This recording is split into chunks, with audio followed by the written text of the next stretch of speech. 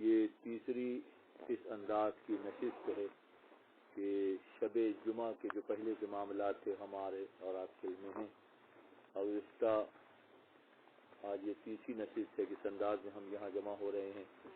شہر کے ناگفتہ حالات کی بنیاد پر اس بات کا اہتمام کیا گیا کہ کیا ہی اچھا ہو کہ ہم اور ہمارے رفقا شب جمعہ کی ان ساعتوں میں خانقاہ میں اس انداز میں شریک ہوں کہ یہاں شب جمعہ کا قیام بھی عمل میں لایا جا سکے۔ الحمدللہ ثم الحمدللہ آج یہ سلسلے کی تیسری نشست ہے، اور یہ اللہ تعالیٰ کا خصوصی انعام و اکرام ہے کہ اس نے ہمیں اس توفیق سعید سے بہرہ مند کیا کہ ہم اور آپ یہاں شریک ہیں۔ عمومی طور پر جو نشستیں پہلے منعقد کی جاتی تھیں اس کا دورانیہ مختصر اور لائحہ عمل مختلف ہوتا تھا، اور ہم اپنے معاملات سے فارغ ہو کر روانہ ہو جاتے تھے۔ اب یہ ہے کیونکہ یہیں قیام کا سلسلہ رہتا ہے تو اس میں رد و بدل تبدیلی کی گئی کہ بہت احسن انداز میں اس کو انجام پذیر کیا جائے کہ اب سے لے کے نماز عشاء تک ایک فری ڈسکشن کا ایک ماحول یہاں بنایا جا رہا ہے، جس میں ہمارے بچے جو انہوں نے اب تک سنا، جس نے ان کی زندگیوں میں اس سوچ کو پیدا کیا کہ وہ سمجھنے جیسے ہوتے جا رہے ہیں، عمل کرنے جیسے ہوتے جا رہے ہیں، اس کا بیان ثبوت اس خانقاہ کی تعمیر اور یہاں کے تزئین و آرائش اور انتظامی معاملات سب کے سامنے ہیں۔ بنیادی طور پر خانقاہی طرز فکر میں تربیت کو اہمیت دی جاتی ہے کہ سب سے بڑھ کر با ادب با نصیب ہوتا ہے، جس کے اندر ادب پیدا ہو جاتا ہے اس کے سارے دروازے پھر کھلتے چلے جاتے ہیں۔ تو یہاں کی نشست اس انداز میں ایک اب سے لے کے نماز عشاء تک یہ فری ڈسکشن اور عام گفتگو کی جاتی ہے، سوالات کے جوابات دیے جاتے ہیں، لائحہ عمل طے کیا جاتا ہے، اپنا محاسبہ کیا جاتا ہے، اور خود شناسی و خدا شناسی کا یہ سفر اس انداز میں طے ہوتا ہے کہ ہر کے خود بشناخت یزدارا شناخت، جو خود کو پہچانتا ہے وہ اپنے رب کو پہچاننے جیسا ہو جاتا ہے۔ کیا وجہ ہے کہ ہم اپنے گھروں سے نکل کر دور دراز اس مقام پر اس انداز میں یہاں مسلسل گزشتہ کم و بیش طویل عرصے سے یہاں شریک ہو رہے ہیں؟ اس کا بنیادی مقصد یہ ہے کہ فکری اعتبار سے حضرت مولانا جلال الدین رومی رحمۃ اللہ علیہ کے جو انداز فکر ہے، آپ کی مثنوی شریف کا جو پیغام ہے، بلا شبہ سال ہر سال کی محنت کے بعد جو شہر میں مختلف مقامات پر محفلوں کا انعقاد ہوتا رہا، ہماری فکروں میں تبدیلی پیدا ہوئی اور ہم نے اپنے آپ کو اس سے جوڑے رکھنے کا ارادہ کیا۔ خانقاہی طرز فکر میں کثرت اور قلت کا معاملہ نہیں ہے، یہاں تولا جاتا ہے، گنا نہیں جاتا، کیونکہ دیگر طریقہ فکر میں لوگوں کو گنتی کے اعتبار سے گنا جاتا ہے، اور ہمارے ہاں گنتی نہیں ہے بلکہ ہمارے ہاں تربیت ہے۔ ہمارے ہاں طرز فکر میں، خانقاہی طرز فکر میں گنا نہیں جاتا ہے بلکہ تولا جاتا ہے کہ کس کا کیا معیار ہے، کس کی فکر میں کتنی تبدیلی آئی ہے۔ انہی تمام نکات کو لے کر الحمدللہ طویل عرصے سے ہم اور آپ سب مصروف عمل ہیں، ہمارے نوجوان ساتھی، ہمارے بزرگ، ہمارے بچے سب ہمارے ساتھ شامل ہیں۔ یہ اللہ تعالیٰ کا خصوصی انعام و اکرام ہے۔ قرآن میں اللہ فرماتا ہے عزت اللہ کے لیے، اللہ کے رسولوں کے لیے اور مومنین کے لیے۔ پھر ساتھ ساتھ چاہے کا دور بھی ہو جائے، اچھی بات ہے، مومنین کے لیے ہے۔ گفتگو جاری رہے گی انشاءاللہ، سوال و جوابات کا سیشن بھی ساتھ ساتھ رہے گا۔ جو ہمارے بچوں نے جو سنا ہے، ہم ان سے سننا بھی پسند اس لیے کر رہے ہیں کہ ان کے بھی زبان کی گرہیں کھل جائیں، ان کے دل جو ہے کشادہ ہو جائیں، ان میں جو ہے یہ کیفیت پیدا ہو جائے کہ وہ اپنی بات کو پہنچانے جیسے ہو جائیں۔ یہ بھی ممکن ہے آج ہی کی نشست میں، شب جمعہ کی نشست میں، کہ چھوٹے چھوٹے گروپ بنا کر جو اب تک سنا گیا ہے، 3-3 4-4 افراد کے آپ لوگ خود انتخاب کر کے بیٹھ سکتے ہیں مختلف مقامات پر، اور اس کو صرف مثنوی اور یہ جو خانقاہی طرز فکر کو سمجھنے کے حوالے سے ایک دوسرے سے ڈسکشن کر سکتے ہیں۔ یہ کراس ڈسکشن اس لیے اہم ہوتی ہے کہ جو نکات رہ جاتے ہیں یا جو سوالات پیدا ہوتے ہیں ان کے شافی و کافی جوابات ہمیں ساتھ ساتھ ملتے بھی رہیں۔ ایک دو چائے کا بھی ساتھ ساتھ بسم اللہ شروع کیجیے. بسم اللہ.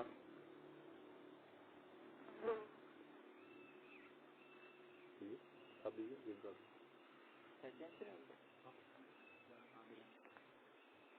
دیکھ لیں دیکھ لیں خیال رکھیے گا. بسم اللہ.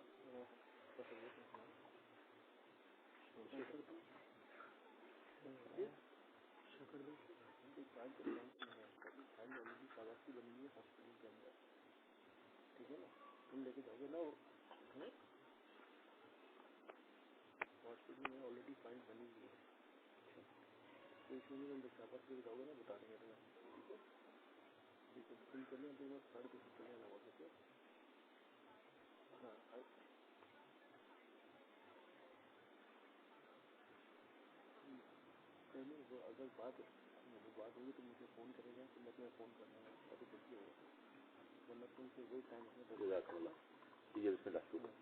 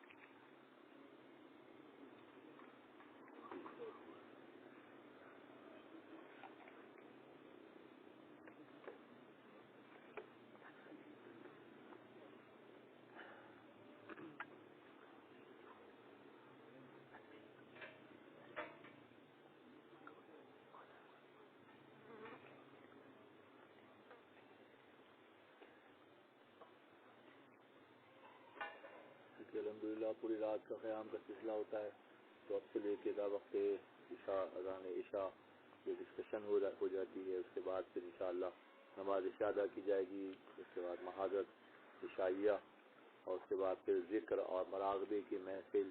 اس کے بعد ساتھ ساتھ ہی اوراد و وظائف کا سلسلہ نفلی نمازوں کا اہتمام خدا کی بارگاہ میں استغفار اور آخر کا اسلام بدر السلام درود شریف کے نذرانے یہ سلسلہ رہے گا انشاءاللہ.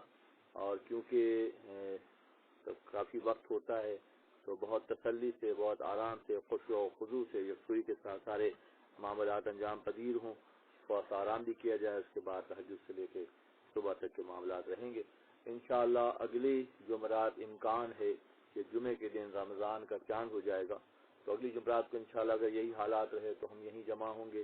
اور جمعرات کے بعد صبح کے وقت انشاءاللہ شعبان کو رمضان سے ملانے کا اہتمام اس انداز میں ہو کہ ہم شعبان کے آخری روزے اور رمضان کے پہلے روزے کی شروعات اس طرح کریں گے کہ شعبان کو ہم رمضان سے ملا دیں گے. اس طرح یہ ترتیب یہاں پہ سلسلہ انشاءاللہ اگلی جمعرات کو رہے گا. اس کے بعد رمضان مبارک کے معاملات کے وقت کے ساتھ ساتھ تمام لوگوں کے علم میں لے آئے جائیں گے. کیا ہی اچھا ہو کہ ہمارے احباب جو ہمارے قریبی احباب ہیں جو مجلس میں موجود ہیں سورہ محمد اور سورہ فتح کا سلسلہ ابھی سے شروع کریں. روزانہ کم سے کم ایک مرتبہ. یہ میاں صاحب قبلہ کا بتایا ہوا طریقہ ہے کہ سال ہر سال سے ہمارے سلسلے میں یہ بات جو ہے وہ معمول کے مطابق کی جاتی ہے کہ رمضان شعبان اور رمضان کی تقریباً 40 دن کا جو سلسلہ ہے اس میں یہ ہوتا ہے کہ ایک دور پورا ہو جاتا ہے سورہ محمد اور سورہ فتح کا ترتیب کے اعتبار سے. اس کے فیض و برکات الحمدللہ ثم الحمدللہ نظر آتے ہیں نظر آ رہے ہیں. یہ اللہ کا احسان ہے کہ ہمارے نوجوان ساتھی شد و مد سے اس پر اصرار کریں اور تاکہ آنے والے دنوں میں ہمارا ہر آنے والا دن ہمارے ہر پچھلے دن سے بہتر ہو جائے. وَلَلْآخِرَةُ خَيْرٌ لَكَ مِنَ الْأُولَىٰ کی شرح یہی ہے کہ ہر آنے والا دن گزشتہ کے مقابلے میں روشن تر اور کشادہ تر ہوتا چلا جاتا ہے.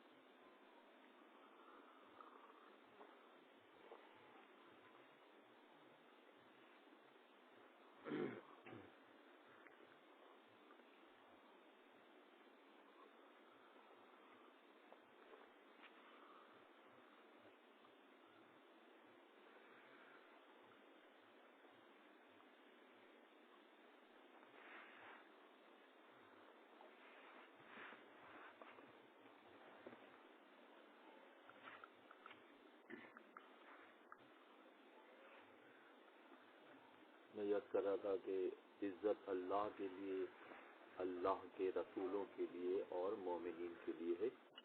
یہ حضر یہ قرآن کہ اللہ نے تعین کر دیا کہ حقیقی عزت اللہ کو زیبا ہے، اللہ کے انبیاء کو، نبیوں کو زیبا ہے اور مومنین کو زیبا ہے۔ حدیث قدسی کا مضمون ہے کہ اللہ جس نے آسمانوں اور زمینوں کو تخلیق کیا، کائناتوں کو تخلیق کیا، وہ ہمارا رب نہ آسمانوں میں سماتا ہے نہ زمینوں میں سما سکتا ہے کیونکہ وہ ان کا خالق ہے، تو مگر وہ مومن کے دل میں قیام کرتا ہے۔ کہاں جو چیز آسمانوں، جو ذات اقدس آسمانوں و زمینوں میں سما نہیں سکتی، وہ مومن کے دل میں سما جاتا ہے۔ تو مومنانہ شان یہ ہوتی ہے، کیونکہ عزت مومنین کو زیبا ہے، مومنانہ شان یہ ہے کہ سب سے پہلے جو فکر کی جائے وہ اپنے قلب کی صفائی کا انتظام کیا جائے، اپنے قلب کو مصفا و مجلہ کرنے کا انتظام کیا جائے۔ قلب کی صفائی کے بغیر قلب سے کدورتوں کو، قلب سے حسد کو، بغض کو، اناد کو، کینے کو، تکبر کو، خود پسندی کو، مال و متاع کی محبت کو، جب ان تمام ان چیزوں کو جو قلب میں جگہ بنا کر قلب پر، دل پر قبضہ کر لیتی ہیں، اسے جب تک خلاصی حاصل نہیں کی جائے گی، اللہ سے تعلق کی باتیں تو ہوں گی، تعلق جڑے گا نہیں۔ تعلق جبھی جڑے گا جب قلب میں مومنانہ شان پیدا ہوگی۔ اور مومنانہ شان کیسے پیدا ہوگی؟ کیسے پیدا ہوگی؟ اسی لیے معروف فرماتے ہیں کہ ہر کے خواہد ہم نشینی با خدا، جو چاہتا ہے کہ وہ اللہ سے نشست و برخاست اس کی ہو، اللہ سے قربت کی، وہ مندر کے نشست و برخاست کو سمجھانے کے لیے استعمال کیا گیا کہ ہر کے خواہد ہم نشینی با خدا، او نشینت در حضور اولیاء۔ تو مومنانہ شان پیدا کرنے کا جو زاویہ نگاہ نمایاں کیا گیا وہ کیا ہے کہ مومنانہ شان جب پیدا ہوگی جب مومنوں سے تعلق نا، مومنوں سے تعلق جڑے گا، مومنانہ شان جیسی شخصیات اہل اللہ سے قربت بڑھے گی، ان کی معیت، ان کی سنگت، ان کی صحبت سے فیض اٹھایا جائے گا، تو پھر ہوگا کیا کہ آہستہ آہستہ وہ رنگ پیدا ہو جائے گا جو قلب کو صاف کرے گا، اور جب قلب صاف ہو جائے گا، دل صاف ہو جائے گا، اس میں سے کدورتیں، اس میں سے نوستیں، اس میں سے تمام تر برائیاں، اس میں دنیا طلبی کا شوق، اس میں نفس کے بنائے ہوئے جالوں میں پھنسنے کا معاملہ، جب اس سے نکلتے جائیں گے تو پھر مومنانہ شان پیدا ہوگی، اور جب مومنانہ شان پیدا ہوگی تو پھر کیا کیفیت ہوگی؟ گزشتہ نشست میں غالباً بات ہوئی تھی کہ باید بستانی رحمۃ اللہ علیہ سفر حج میں تھے، خطب وقت سے رابطہ ہوا اور اس شخصیت نے، حضور نے فرمایا کہ جس گھر کے طواف کے لیے تم جا رہے ہو بایزید، اس گھر میں خدا ایک دن بھی نہیں رہا، اور میرے دل میں خدا کے علاوہ کبھی کوئی نہیں رہا۔ یہ کیفیت کب پیدا ہوتی ہے؟ جب قلب کو مصفا مجلہ کیا جاتا ہے، اور جب قلب کو روشن کرنے کے لیے جد و جہد کی جاتی ہے، اور اپنے آپ کو اہل اللہ سے جوڑ کر اہل اللہ جیسے انعام یافتہ لوگوں جیسی، صراط الذین انعمت علیہم، کون سا راستہ ڈھونڈنے کی بات ہو رہی ہے؟ انعام یافتہ لوگوں سے رابطہ، اور اس راستے کو ڈھونڈنے کی بات ہر نماز میں ہم دوہرا رہے ہیں۔ ہم نماز میں دوہرا تو رہے ہیں، مگر دہرانے کے بعد کیا اس پر ہم غور کر رہے ہیں؟ ہر نماز میں سورہ فاتحہ واجب ہے، اور سورہ فاتحہ کے مضامین میں اہم ترین مضمون یہ ہے جو میاں صاحب قبلہ رحمۃ اللہ علیہ نے فقیر کو سمجھایا کہ ڈاکٹر صاحب ایک زمانے میں طویل عرصے تک خانقاہ گلزار سعیدیہ میں صراط الذین انعمت علیہم کا مضمون زیر بحث رہا، جس میں تمام اہل اللہ، بے شمار اہل اللہ کا ذکر جو ہے، انعام یافتہ لوگوں کے صفوں میں جو شامل ہیں ان کا ذکر ہر نشست میں ایک مرتبہ ایک شخصیت کا ذکر ہوتا تھا، جس میں بابا صاحب تاج الدین ناگپور رحمۃ اللہ علیہ کا ذکر ہوا، جس میں بابا فیض گنج مسعود گنج شکر رحمۃ اللہ علیہ کا ذکر ہوا، جس میں حضرت باجی بستانی رحمۃ اللہ علیہ کا ذکر ہوا، جس میں حضرت ابو سر خرخانی رحمۃ اللہ علیہ کا ذکر ہوا، جس میں حضرت شیخ عبد القادر گیلانی رضی اللہ تعالیٰ عنہ کا ذکر ہوا۔ یہ انعام یافتہ لوگوں کی پہچان نہ صرف پہچان ہو بلکہ ان جیسی طرز فکر کو اختیار کرنے کی شد و مد سے کوشش کی جائے۔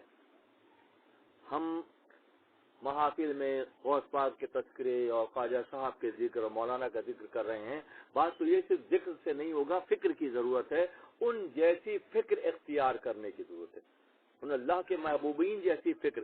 آج یہ بلا شبہ کوئی خود نمائی کے جذبے سے نہیں کہہ رہا ہوں, یہ میں آپ لوگوں کی دلجوئی کرنے یا آپ لوگوں کو خوش کرنے کے لیے کسی سے نہیں کہہ رہا. حقیقی طور پر یہ بات ہے کہ ہم جو یہاں اس وقت بیٹھے ہوئے ہیں اپنے گھروں سے دور اس مقام پر آ کر یکسوئی کے ساتھ ہمارا یہ بیٹھنا بلا شبہ اللہ کا انعام و اکرام ہم پر ہے کہ ہم سب کچھ چھوڑ کر یہاں بیٹھے ہیں. اور بیٹھنے کی بنیادی وجہ کیا ہے کہ ہم اہل اللہ سے, اللہ کے بتائے ہوئے راستے پر چلنے والوں سے اپنی نسبتوں کو مضبوط کریں اور اس سلسلے میں ہم شعوری طور پر کوشش کریں. شعوری کوشش کیا ہے کہ ہم گھروں میں بیٹھ کر ڈرائنگ روم ڈسکشن میں باتیں کرتے ہیں, ہم گھر سے نکلتے نہیں ہیں, اور نکلتے بھی ہیں تو اس میں بھی کنڈیشنز ہوتی ہیں. انکنڈیشنل ہو کر, بالکل نیوٹرل ہو کر. نیوٹرل کیسے ہوتے ہیں؟ وہ فرماتے ہیں کہ نیوٹرل ایسے ہوتے ہیں کہ جب تک ہم اپنے پورے لباس سے بے نیاز نہیں ہوتے, ہم غسل خانے میں جا کر اپنے آپ کو مکمل لباس سے بے نیاز کرتے ہیں, اس کے بعد غسل لیتے ہیں تو طہارت پیدا ہوتی ہے.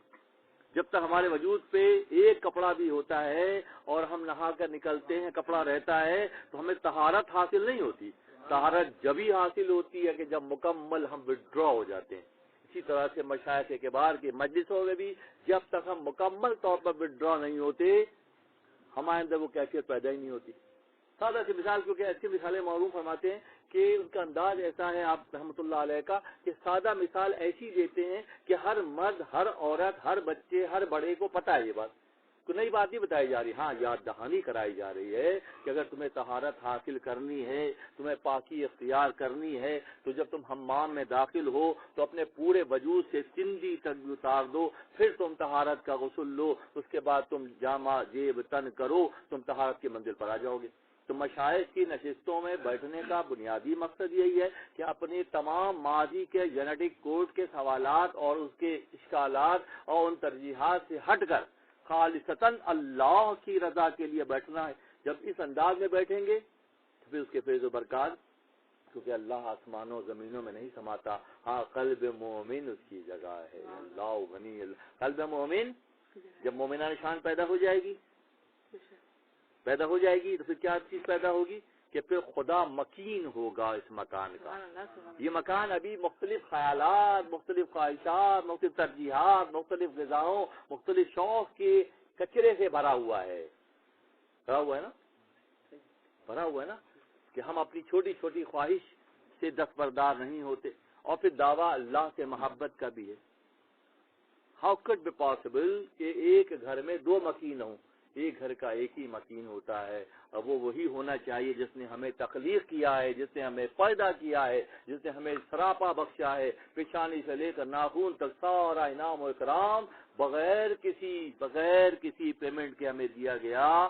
اور جب اس کی ادائیگی کا وقت آتا ہے تو ہم مختلف خیالات اور مختلف معاملات میں الجھ جاتے ہیں. اللہ زمین و آسمان میں نہیں سماتا, مومن کے دل میں سماتا ہے. اور مومنانہ شان پیدا کرنے کے لیے اہل اللہ سے جب تعلق جڑ جاتا ہے, اللہ کے دوستوں سے جب تعلق جڑ جاتا ہے, کیونکہ ہوتا تو یہی ہے, جو جانے گا وہی راستے پر لے کر چلے گا.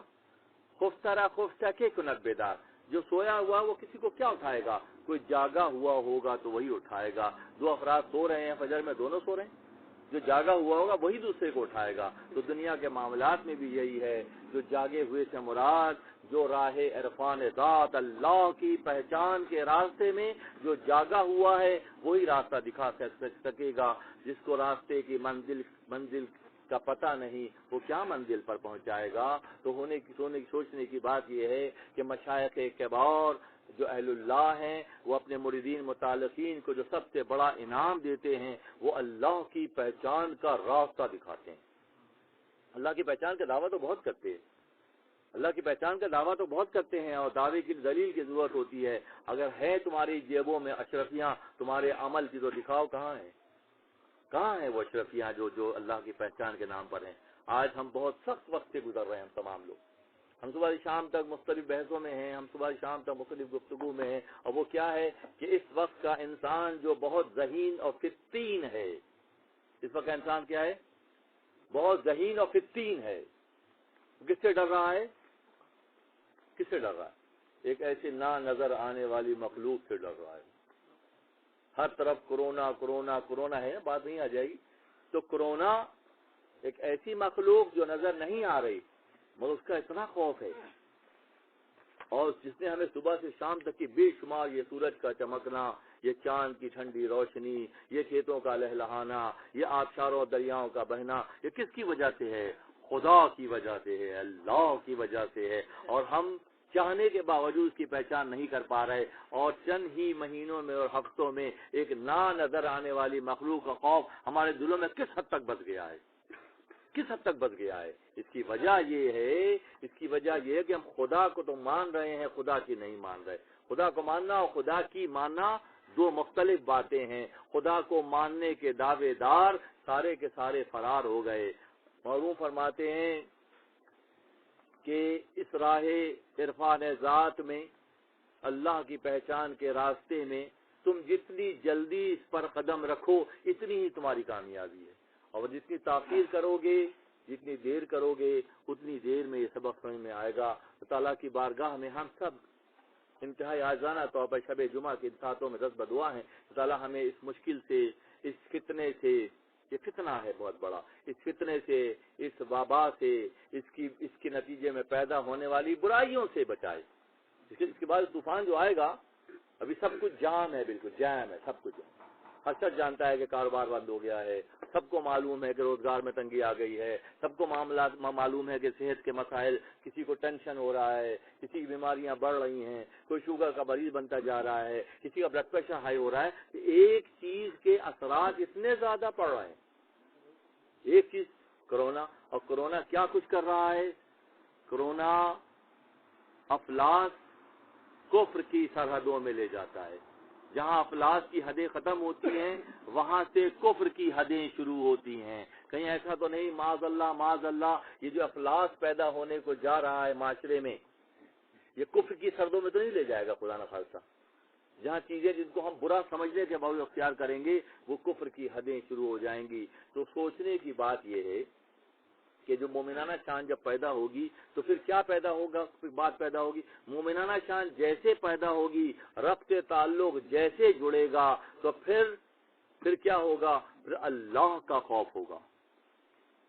کیسے ممکن ہے کہ خدا رب ذوالجلال جو کہ خالق کل ہے اور وہ تمام معاملات اسی کے ہاتھ میں ہیں، ہمارے روز و شب کے معاملات، ہماری زندگی کے معاملات، ہمارے علم کے معاملات، ہمارے عرفان کے معاملات، ہماری آگہی کے معاملات، جو کچھ بھی اس کی طرف سے ہیں، جب اس کی پہچان پیدا ہوگی تو پھر کیا ممکن ہے کہ ادنا جو ہم عرفہ ہیں اور دیگر خلائق ادنا ہیں، پھر کیسے ممکن ہوگا؟ میں کہتا ہوں، جب لوگ مجھ سے کہتے ہیں کہ صاحب یہ اتنی بیماری پھیل رہی ہے، تو میں ایک لفظ اکثر کہتا ہوں، روز ہی کہتا ہوں، میرا اس بات پر یقین ہے کہ میرا رب عادل ہے. اس بات پہ سب سے پہلے یہیں آ جائیے کہ میرا رب کیا ہے؟ عادل مطلق ہے، اس سے بڑا عادل کوئی نہیں ہے. کیسے ممکن ہے کہ وہ برائیاں جو دنیا کے مختلف خطوں میں عام ہیں اور الحمدللہ ثم الحمدللہ ہم اس سے محفوظ ہیں، ہم اور ہمارے بچے ان بڑی بڑی برائیوں سے کیا ہیں؟ محفوظ ہیں. ہمارا معاشرہ اس سے الحمدللہ ثم الحمدللہ اب تک بھی پاک ہے. تو کیسے ممکن ہے یہ بات کہ وہ لوگ جو زناکاری کر رہے ہیں، جو شراب خوری کر رہے ہیں، ہمارا رب معاذ اللہ ہمارا معاملہ ان کے ساتھ کرے گا؟ ایسا ممکن ہے؟ اس خیال کو لے کے یہاں سے اٹھیں کہ میرا رب، ہمارا رب عادل ہے.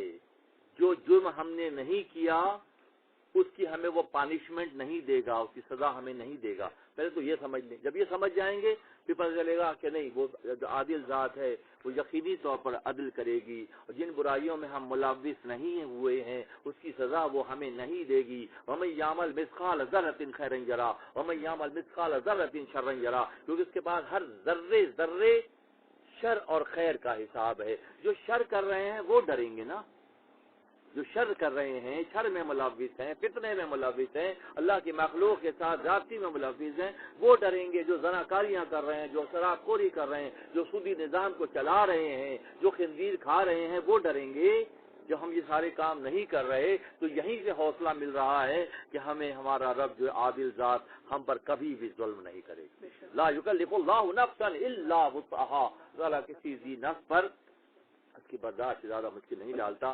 یہ بیسک میسج ہے. خانقاہی طرز فکر کا اعجاز و اکرام یہی ہے کہ ہمیں بنیاد سمجھائی جائے. مثال کے طور پر مثلا دو طرح کے کتے ہوتے ہیں. جو بات بہت سخت ہے، قرآن کی بات ہے، سخت بھی ہوتی ہے بعض اوقات، اکثر سختی ہوتی ہے تاکہ ہم جلدی سمجھ جائیں. دو طرح کے کتے ہوتے ہیں. ایک باولا کتا ہوتا ہے، پاگل کتا ہوتا ہے، اور اس کو پتھر مارو تو وہ جا کے پتھر کو بھنبوڑتا ہے. پتھر مارے، کتے کو پتھر مارے، اگر وہ کتا باولا ہے، پاگل ہے، تو وہ جا کے پتھر کو بھنبوڑتا ہے. اور جو ٹرین کتا ہوتا ہے، اس کی ٹریننگ ہوتی ہے، وہ پتھر کو راستہ دے کر مارنے والے کی طرف بھاگتا ہے. جب کتے میں یہ شعور ہے کہ میں اصل ٹارگٹ کو جا کر ہٹ کروں گا، تو باشعور لوگوں کا تقاضا تو یہ ہونا چاہیے کہ ہم چیزوں کی بنیاد کو سمجھیں، ہم چیزوں کی اساس کو سمجھیں، اور جو بنیاد ہے اس بنیاد کو صحیح کرنے کی فکر کریں. جب کتے میں یہ شعور ہے کہ ٹرین کتا جو ہے وہ حملہ کرنے والے پر حملہ کرتا ہے، نہ کہ پتھر کو جا کر بھنبوڑتا ہے، تو ہونا چاہیے کہ انسانی معاشروں میں یہ قدریں نمایاں ہو جائیں کہ ہم چیزوں کی بنیاد کو سمجھیں، ہم برائیوں کو برائی سمجھیں، ہم اچھائی کو اچھائی سمجھیں، ہم غلط کو غلط سمجھیں، اپنی مصلحتوں کی وجہ سے. صد حجاب از دل بس و یہ دیدہ شد، سینکڑوں حجابات آنکھوں کے راستے دل پر پڑ جاتے ہیں. مفادات کی، خواہشات کے، نفسانیت کے، اپنے اغراض کے، یہ سارے حجابات ہیں اور ہم انسی میں پھنس کے رہ جاتے ہیں. اور وہ فرماتے ہیں صد حجاب از دل بس و یہ دیدہ شد، کیوں غرض آمد ہنر پوشیدہ شد. اور جیسے غرض آتی ہے تو ہنر چھپ جاتا ہے. ہنر چھپتا جب ہی ہے جب اغراض میں ملوث ہو جاتے ہیں. اسی لیے بے غرضی کے ساتھ راہ خدا میں کی ہوئی محنت مومنانہ شان پیدا کرتی ہے، اور جو مومنانہ شان پیدا ہو جاتی ہے تو مومن ہمیشہ سے عرفہ ہے. مومن کی اللہ کا وعدہ ہے کہ اللہ سے عزت سے سرفراز کرتا ہے. اکثر لوگ آگے کہتے ہیں کہ فلاں صاحب کو اللہ نے بہت نوازا ہے. میں کہتا ہوں احتیاط سے گفتگو کیا کرو. نوازنے والی ذات بلا شبہ اللہ تبارک و تعالیٰ کی ہے، مگر ترجیحات کے مطابق یہ نوازش اگر راہ خدا میں استعمال ہو رہی ہے تو یہ خدا کی طرف سے ہے. معلومتا، علم و عرفان، آگہی و شعور اگر کسی کے حصے میں ہے اور وہ تقسیم کر رہا ہے پازیٹیولی تو یہ خدا کی طرف سے عطا ہے. اور اگر کوئی اپنی غرض کے لیے کر رہا ہے تو ابلیسی سسٹم کا نام ہے، یہ ابلیس کی تحریک پر ہو رہا ہے. تو اگر کسی کو بہت مال ہے مگر راہ خدا میں خرچ کرنے کی توفیق نہیں ہے تو احتیاط سے گفتگو کریں کہ یہ مال راہ خدا کے لیے نہیں ہے. کیونکہ نبی صلی اللہ علیہ وسلم پر بھی درود کے لیے خدا مومنین سے مخاطب ہو رہا ہے. ان اللہ و ملائکتہ یصلون علی النبی یا ایھا الذین آمنوا صلوا علیہ وسلموا تسلیما. غیر مومن کے درود کی میرے نبی کو ضرورت نہیں ہے. جب غیر مومن کے درود کی نبی کو ضرورت نہیں ہے تو غیر مومنانہ شان کے ساتھ راہ خدا کی محنت کس معنی میں جائے گی، کس معنی میں جائے گی. اسی لیے جب اللہ تعالیٰ گفتگو میں بھی احتیاط کرنے کی ضرورت ہے.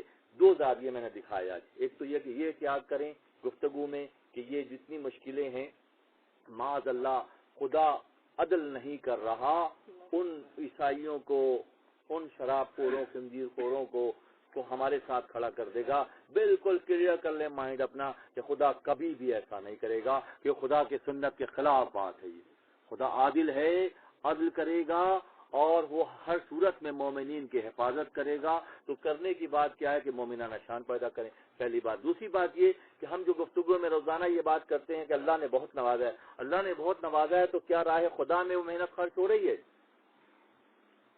لن تنالوا البر حتى تنفقوا مما تحبون اللہ غنی، چوتھے پارے کی پہلی آیت.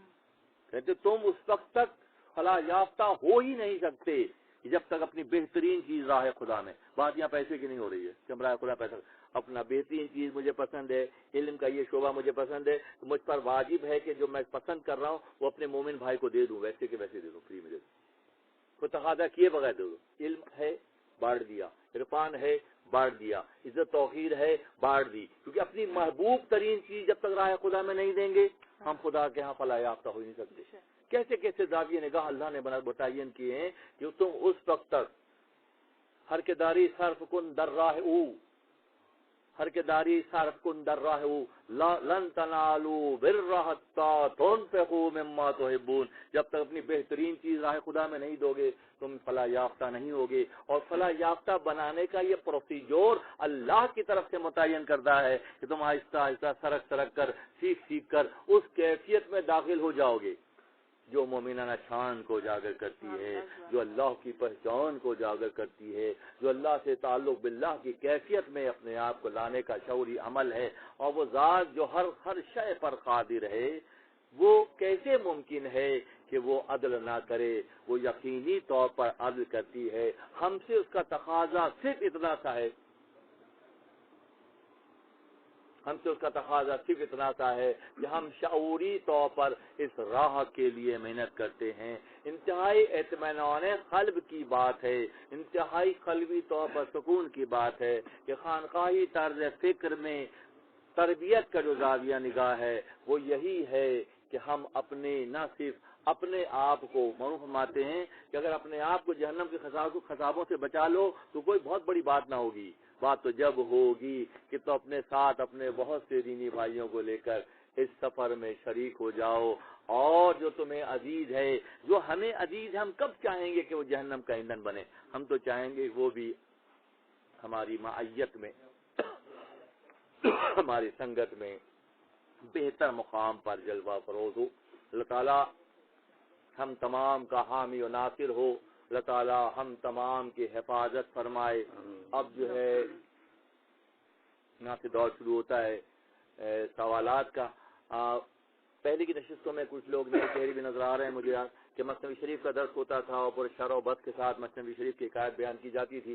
اب جبکہ یہ سلسلہ حالات و واقعات کی وجہ سے شروع کیا گیا ہے تو اس میں یہ زاویہ بھی رکھا گیا ہے کہ ہمارے نوجوان ساتھی اور ہمارے خلفاء عملی طور پر سامنے آئیں اور مثنوی شریف سے متعلق سوالات اور اشکالات کے جوابات ان کے حصے میں آ جائیں، تاکہ یہی علم کل کو ان کے کام اس لیے آئے کہ جب وہ مثنوی شریف کے بیان کرنے کے درجے پر پہنچیں تو وہ ان کے اندر اتنا اعتماد یقینی طور پر پیدا ہو چکا ہو کہ مولانا کے زاویہ نگاہ کو نمایاں کرنے میں ان کا ایک کردار جو ہے مسلم طور پر سامنے آئے۔ ہم کراس ڈسکشن کے لیے سوالات کے سیشن کو بھی ساتھ ساتھ لے لیتے ہیں۔ یہ وقت مناسب عشاء تک کی بات جائے گی، اس کے بعد نماز عشاء انشاءاللہ با جماعت ادا کی جائے گی۔ جی جناب، کہیں سے بھی آپس میں بھی ڈسکشن کر سکتے ہیں اور سوالات کا شیئر بھی ہو سکتا ہے۔ ایک سوال ذہن میں ہے جی کہ قلب کو صاف کرنے کے لیے اللہ کے ولیوں کے ساتھ بیٹھنا اٹھنا تاکہ ہمارا قلب صاف ہو جائے اور مومنہ شان پیدا ہو جائے۔ کہ جب انسان پیدا ہوتا ہے دنیا میں آتا ہے تو بالکل ہر چیز سے پاک ہوتا ہے، ذہن سے، دل سے۔ تو یہ دنیا میں رہ کے یہ سیاحیاں چڑھ جاتی ہیں تو وہ کیسے ہو جاتا ہے؟ ہر بچہ اسلام کی بنیاد پر عالم وجود میں آتا ہے، اس کے اندر وہ ڈیوائس، اس کی سسٹم میں وہ سیڑھی انسٹال ہوتی ہے جو اس کی پہچان، اولاد آدم کی پہچان کے طور پر عالم وجود میں آتا ہے۔ مگر آنے والے ہر بچے جو کہ مسلمان پیدا ہوتا ہے اس کے والدین کوئی عیسائی بنا دیتا ہے، عیسیٰ اسلام کی امت میں کوئی کچھ کو جو یہودی بنا دیتا ہے، کوئی اس کو مختلف طبقوں میں بانٹ دیتا ہے۔ اللہ کی بنائی ہوئی چیز کو لوگ اپنے اغراض کے لیے استعمال کرنا شروع کر دیتے ہیں۔ یہ تقلیدی بنیاد پر ہوتا ہے، تقلید کی بنیاد پر ہوتا ہے، تحقیق کی بنیاد پر نہیں ہوتا۔ ہم میں سے ہر شخص جو ہے تقلید کی بنیاد پر ہے، تحقیقی طور پر ہیں۔ ہم حق کی پہچان کے لیے جدوجہد کر رہے ہیں؟ نہیں کر رہے۔ ہمیں جو کچھ میسج ملا اسی میسج کو ایز اٹ از ہم لے کر چل رہے ہیں۔ کیا فکری طور پر ہم کوشش کر رہے ہیں کہ اچھائی کو اچھائی اور برائی کو برائی دیکھیں؟ ہم اپنے خاندانی جینیٹک بیک گراؤنڈ کی بنیاد پر اسی طرح سوچ رہے ہیں جیسے ہمارے فور فادر سوچتے تھے، بلکہ ان نیگیٹو باتوں کو بھی ہم بڑے مضبوطی کے ساتھ لے کے چلتے نظر آتے ہیں جو ہمارے بڑوں میں نظر آتی ہے۔ پورا معاشرہ ایک طرف ہے اور حق کی پہچاننے والی ایک ذات ایک طرف ہے، خلیل حق ابراہیم علیہ السلام نے، آپ کے سوال کا جواب اسی میں ہے کہ پورے معاشرے سے بغاوت کا اعلان کر رہے ہیں کہ بابا جان میں وہ نہیں کروں گا جو آپ لوگ کرتے ہیں. کون کہے گا ایسا؟ پورا معاشرہ ایک طرف ہے اور خلیل حق ایک طرف ہے، اللہ کے دوست ایک طرف ہیں، اور وہ کون ہے؟ میری ایک ہاتھ پر چاند اور دوسرے پہ سورج رکھ دو، پھر بھی میں اس مہم سے باز نہیں، اس محنت سے باز نہیں آؤں گا. کون فرما رہے ہیں یہ بات؟ آقا صاحب فرما رہے ہیں کہ نیگیٹو کو نیگیٹو کہنا اور پازیٹو کا اقرار کرنا یہ مومنان شان کی پہلی منزل ہے. ہندو گھر میں جو بچہ پیدا ہوتا ہے ہندو ہو جاتا ہے. کنورٹڈ کتنے ہوتے ہیں؟ ان تمام نیگیٹیوٹیز کو خدا کی شان رحیمی دیکھیے اور خدا کی خلاقی کا معاملہ دیکھیے کہ ہمارے بالکل پڑوس میں لوگ ابھی بھی بتوں کی پرستش کرتے ہیں. ہنومان کی پرستش ہو رہی ہے، پاروتی دیوی کی پرستش ہو رہی ہے نا، گنیش دیوتا کی پرستش ہو رہی ہے ہمارے برابر میں. 2020 کے اس سن میں بھی انسان کا مینٹل لیول ایک طرف تو کمپیوٹر کے سسٹم کو وہ کر رہا ہے، ڈیزائن کر رہا ہے، دوسری طرف ان بتوں کی پرستش کر رہا ہے. یہ بھی تو دکھایا جا رہا ہے منزل. ان کے ہاں یہ جو چیزوں کے نام رکھے گئے، گنیش دیوتا جو ہے وہ ہاتھی جو ہے وہ طاقت کی علامت کے طور پر، کالی دیوی جو ہے نیگیٹو پاورز کی علامت کے طور پر، ہنومان جی کا معاملہ الگ، پاروتی کا معاملہ الگ. ان کے ہاں اس کو انہوں نے سمبولائز کر لیا کہ وہ بائی برتھ اس سے جڑے ہوئے ہیں. اور اللہ کی شان رحیمی دیکھیے کہ سب کو روزی دے رہا ہے، سب کے لیے آسمان سے پانی برسا رہا ہے. ہم سے کیا چاہ رہا ہے؟ ہم سے صرف یہی چاہ رہا ہے کہ اس کی پہچان پیدا. من عرف نفسہ فقد عرف ربہ، جو خود کو پہچانے گا وہ خدا کو پہچاننے جیسا ہو جائے گا. یہ آنکھوں سے بہتے ہوئے دو دریا، روشنی کے دریا، اللہ غنی وہ فرماتے ہیں ان آنکھوں سے روشنی کے دریا بہتے ہیں، اگر یہ بجھ جاتی ہیں تو نظر نہیں آتا. پھر ان کانوں کے سماعتوں اس بے شمار نوازشات. بات اس طرح سے ہے کہ لوگ ہر دنیا میں آنے والا بچہ اسلام کی بنیاد پر ہوتا ہے، بعد میں اسے کنورٹ کر دیا جاتا ہے اور محدودیت کا شکار ہو جاتا ہے. اب اس کے لیے شعور کی بات یہ ہے، عرفان ذات کی بات یہ ہے کہ شعوری طور پر محنت کی جائے اور اس سے نکل کر حق کو پہچاننے کی کوشش کی جائے. اللہ کے دوست خلیل حق کے بنائے ہوئے کعبۃ اللہ کے اندر کم و بیش 4000 سال تک لوگوں نے بتوں کو سجائے رکھا، تقلیدی بنیاد پر لاتو مناتو عزا و حبل کی پرستش ہوتی رہی. اور خدا کی شان بے نیازی دیکھیے کہ وہ دیکھ رہا ہے بھائی. اور اس نے آپشن دیا کہ تم اختیار کرو، تخلیق سے نکل کر تحقیق کرو، حبل کو حبل دیکھو، لات کو لات دیکھو، منات کو منات دیکھو، عزا کو عزا دیکھو. مگر ہم نے جب نہیں کیا تو پھر چھوٹی چھوٹی ابابیلوں کے ذریعے خدا نے پورے سسٹم کو بدل دیا. چھوٹا پرندہ ہوتا ہے ابابیل کا ہوتا ہے، اس پرندے کے ذریعے خدا نے پورے نظام کو کیا کیا. الم تر کیف فعل ربک باصحاب الفیل، کیا ہے یہ. چلیں بھائی وہ تو بات تھی آقا اسلام کی سال ولادت کی، لباس بشریت میں اللہ نے جب اپنے حبیب کو بھیجا. دیگر انبیاء کو بہت طویل عمریں دی، یہاں تک کہ آیا کہ حضرت نوح علیہ السلام کی عمر 1000 سال سے زیادہ ہے، اور دیگر انبیاء بھی طویل عمر پائے. حبیب اللہ کو اللہ نے بہت سرٹن ٹائم کی، جسٹ 63 ایئرز، صرف 63 سال کے لباس بشریت میں بھیجا. اور حضرت نوح علیہ السلام کی تبلیغ کے نتیجے میں اتنے ہی لوگ تیار ہوئے کہ ایک کشتی میں سما گئے، کشتی نوح میں سما گئے. اور آقا صلی اللہ علیہ وسلم کی شان رحیمی ایسی ہے کہ 63 سال کے کم وقت میں پورے عربستان کو اسلام کے نور سے منور کر دیا. ایک طرف اتنی محنت ہے تو اتنے لوگ آ رہے ہیں کشتی میں سوار ہو رہے ہیں، اور ایک طرف کم وقت میں جسٹ 23 سال، لباس بشریت کے 23 سال، اعلان نبوت کے بعد 23 سال کا وقفہ کا دور ہے، اور پورا عربستان، پورا عرب، اس کے بعد 4 دان عالم میں وہ روشنی پھیل گئی. یہ اللہ کے شان حبیب کی شان رحمت العالمینی کا وصف ہے. ہم میں سے ہر شخص اسلام پر پیدا ہوتا ہے، دنیا کا ہر آنے والا بچہ اسلام پر ہوتا ہے، اس کی ڈیوائس اس کے اندر سیٹ ہے. اسی لیے جب حق ظاہر ہو جاتا ہے، آفتاب آنا دلیل آفتاب، جب حق ظاہر ہو جاتا ہے، اذا جاء نصر اللہ والفتح ورأیت الناس يدخلون فی دین اللہ افواجا، جب حق ظاہر ہو جاتا ہے تو فوج در فوج لوگ دین کے طرف طرف راغب ہوتے ہیں. صرف کرنے والا کام یہی ہے کہ حق کو حق کے انداز میں پیش کیا جائے. اور جب آفتاب آمد دلیل آفتاب کے مصداق جب روشنی پھیلتی ہے تو کسی کو بتانا نہیں پڑتا کہ سورج نکلا ہے. سورج خود ہی پوری دنیا میں روشنی پھیلا دیتا ہے. جناب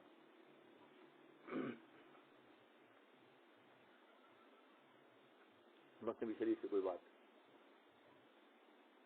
مولانا کی کوئی بات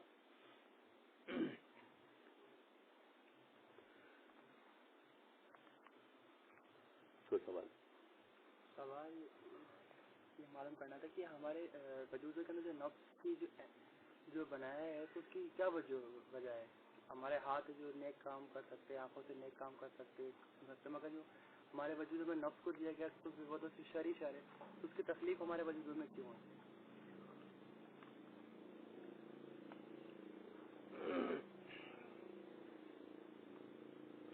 نفس بھی اللہ کی تکلیف میں سے ایک تکلیف ہے.